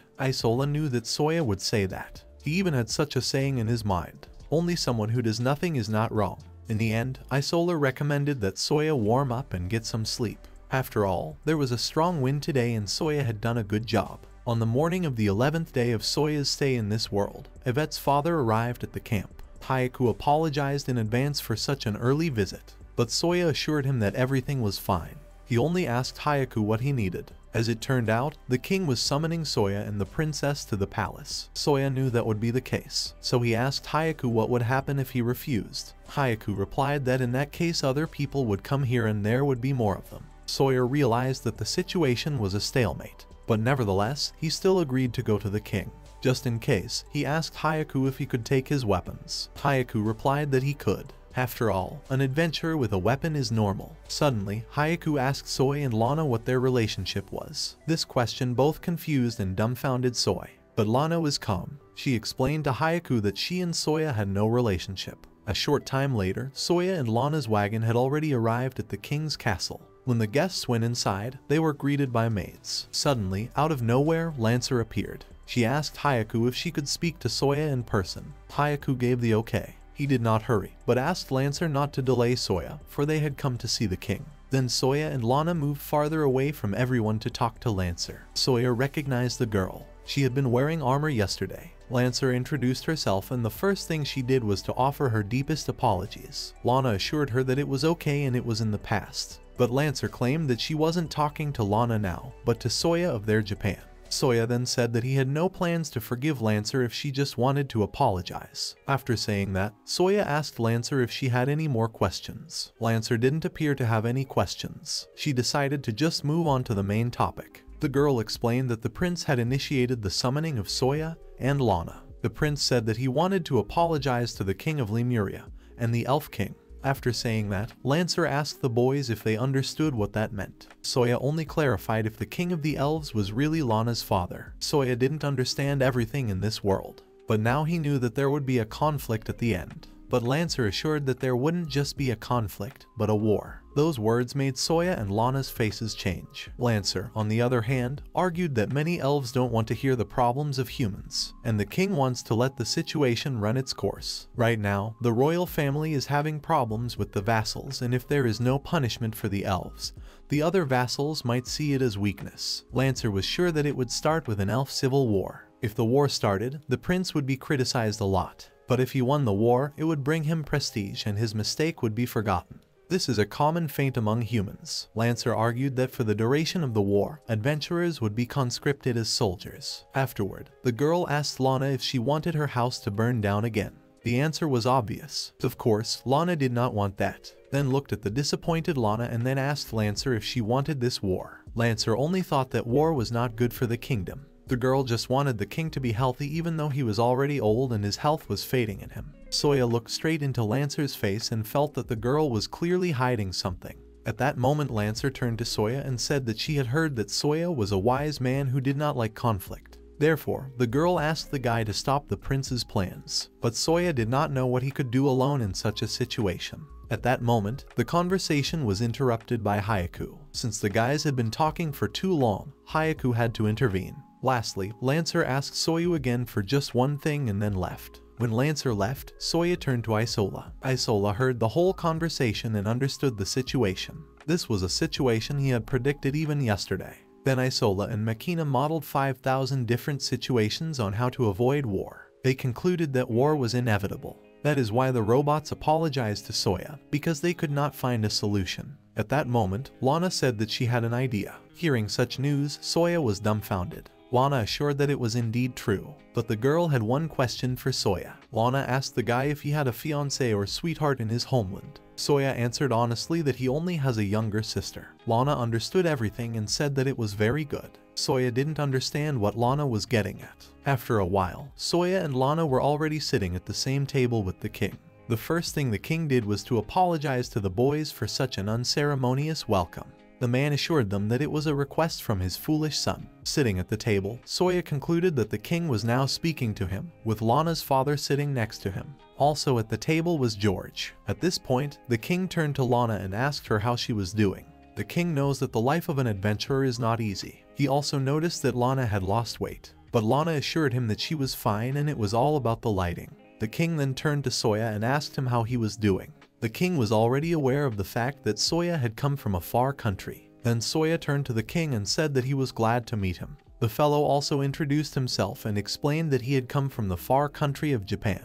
The king smiled and remarked that he liked the fearless expression on Soya's face. The king admitted that he would like to hear more about Soya's country when he and the boy could meet another time. Afterward, the king turned to Jorg. He wanted to hear the reason for George's insistence that everyone be gathered in this hall. The king suggested that it had to do with Lancer's injury, but George argued that this could be discussed later. But the king didn't think so. He was kind to Jorg's request and summoned the king and the elf princess here. Jorg in turn said that he would tell the cause of Lancer's injury if the king gathered everyone here. Lancer is stubborn like her mother. If she said she would do something, she would do it even if she was trampled by a dragon. The whole situation seemed strange to Soya. Why is the king doing so much for the sake of one maid? The king at this time continued to talk to his son. He claimed that George sees the symbol of their kingdom every day. The bull is the symbol of the evil king, and the silver fox is Lancer's mother that died protecting the king. And if the law had been different, Lancer's mother would have been considered George's older sister. The king just wondered if Jorg felt at all from the realization of Lancer's trauma. At this point, Soya poured sweat. He realized that he was going to be killed before the war started.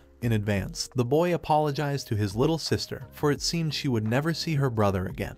At this point, Lana stated that she had this good announcement to make. Then the king asked if he would hear some ridiculous story. He doubted that Lana was not trying to deceive him, but Lana assured him that she had no such intentions. The girl claimed that Lancer had injured Soy. These words shocked Soy. After all, if you put it that way, Lana had just driven Soya into the grave. The king wasn't thrilled with this news either, and Lana revealed that they had fought with the prince's group in the dungeon yesterday. Even though it was highly inadmissible, they were in a situation where they couldn't retreat. Then the king asked why, and Lana stated that it was all to recognize her engagement to Soya. Such a statement was quite a surprise to everyone, but most of all, of course, was dumbfounded by Soya himself, who knew nothing about the engagement. So, the reason Soya and Lana engaged in a duel against the prince's party was so that Lana's engagement would be recognized. Lana understood that marriage between a Heim and an elf was not allowed in the Forest of Hewers. However, right now Lana was just an adventurer, so she must follow the laws of the Adventurer King.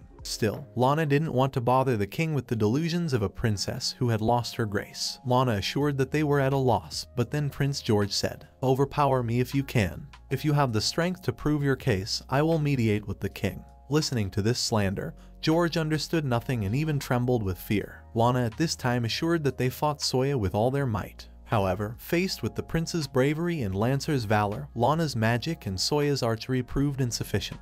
The girl claimed that she and Soya were then ready to surrender. Lana raised Soya's hand and said that the last arrow fired by both of them received the favor of Hewers. This is how Soya broke Lancer's shield. Lana assured that the magnanimous prince recognized himself as defeated after witnessing this miracle. That's why Soya and Lana are here today. Those words shocked Jorg. At this point, the king turned to Lancera and asked if it was true. Lancera assured that it was true, and the last arrow that Soy and Lana had fired was similar to the one that had defeated the great spider Lola. Lancera claimed that she had seen with her own eyes the legend of Hures. In that case, the king decided to thank his son. He believed that George had disregarded the risk in fulfilling the wishes of his people. Thus, the prince had behaved in a manner befitting a king. The king admitted that he thought of George dishonoring himself for the carefree life he led.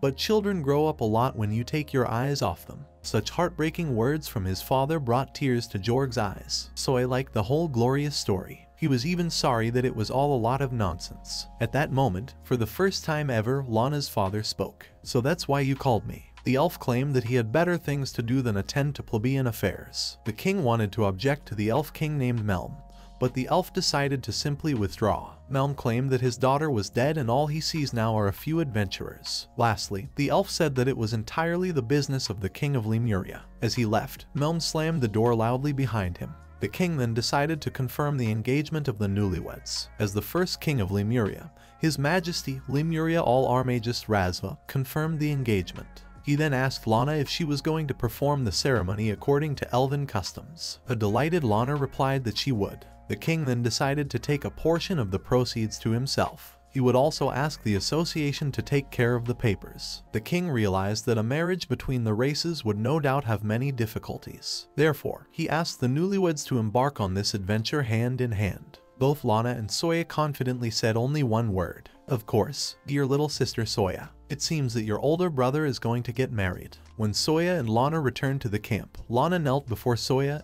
and began to apologize. Soya was dumbfounded at such a sight. Lana explained that she had heard from Makina and Miss Lanica that one should assume such a posture when making the deepest apology. Soya was even more surprised. What are Makina and Miss Lanica even teaching about Soya's country? Meanwhile, Lana was assuring that she was reckless and caused this event without confirming Soya's feelings. The girl realized that she had dragged Soy into another disgusting affair just when she thought she had repaid him. Lana felt that she had overstepped her boundaries, even though it was done in the name of avoiding bloodshed. Lana felt that she was not worth Soy's love at all. However, she could not give up the words she had spoken in front of the king. The girl understood this as well as anyone. That was why Lana asked Soya to pretend to be married to her only until someone he could truly love appeared in front of Soya. Soya was dumbfounded. What did it mean to pretend? The guy realized that it was just a fake marriage, but he needed to think it over. At this moment, Makina rode up to Soya and asked the guy if he was ashamed of pushing the girl to talk like this. Isola was right there too.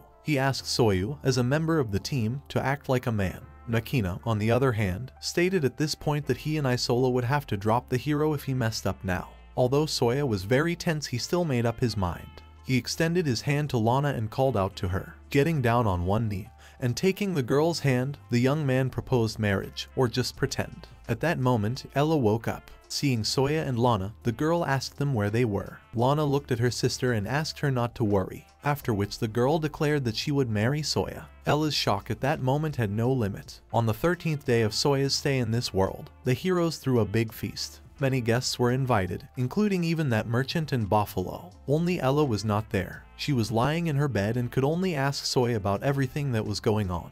The girl was upset, for she could not go to her sister's wedding. She bet that the guys there would have tons of delicious food that she couldn't taste. Soya assured that Ella would enjoy her own wedding much more. At that moment, Ella took Soya's hand and talked about how they both know that she will not have a wedding.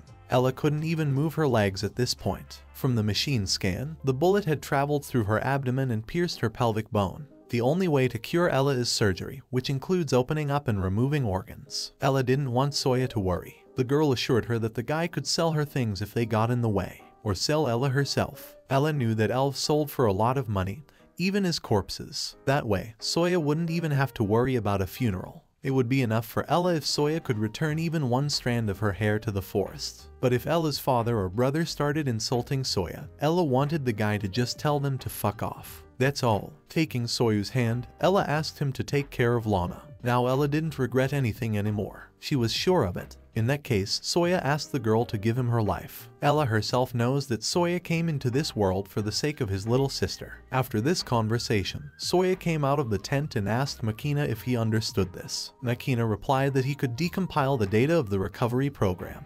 It is necessary to access the information. It is necessary for the operation. In that case, Soya asked Makina to prepare for the operation. Isola at this point turned to Soya and said that he needed confirmation. After all, once decompilation was completed, full recovery could no longer be performed. Therefore, Isola needed to know if Soya was sure. If you are, then so am I. This is what Sawyer replied to Isola. Isola knew that this is what Soya would say. At that moment, Makina said that he had already taken care of the preparations and they were ready to start the operation. Soya then asked what were the chances of a successful operation. Makina assured that it was therefore 100%. After all, Soya gives the orders and the machine obeys. At that moment, a message from Isola arrived. After searching through old world memories, although the memories are 40 years old, a useful memory of an emergency operation was found. This is what should increase the chances of success by 20%.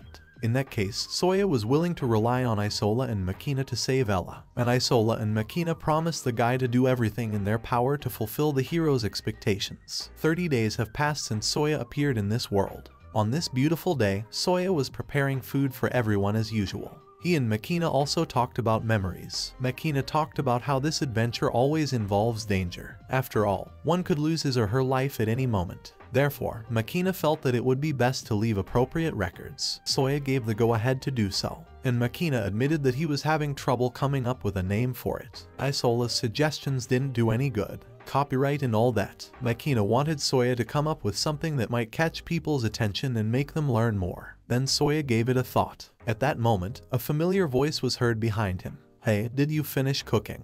It was Ella, who was alive and well and also hungry. After that surgery, Ella's wound had healed. Not to say it was a miracle. It was made possible by the machine and Isola. There was no telling what effect the modern anesthetics and drugs from the soy world would have on Ella's body. But the days passed peacefully and the guys kept an eye on Ella. According to her, the boys were overly anxious. The boys are heading to the dungeon again today. Lana and Ella have decent appetites, so cooking Soya was fun. Maybe Soya will cook Katsudon today if they catch a boar in the dungeon. At that moment, Soya pulled Makin out of his thoughts. He reminded the guy to come up with a name for his memories. Soya woke up and apologized to Makina, and Makina reminded Soya that the title should be something cool. Makina promised that they would accept Soya's decision without criticizing him. Soya didn't want to dwell on it too much. He wanted to keep it simple. That's why Soya, without thinking too long, decided that his memories would be called "A Foreigner Passes a Dungeon."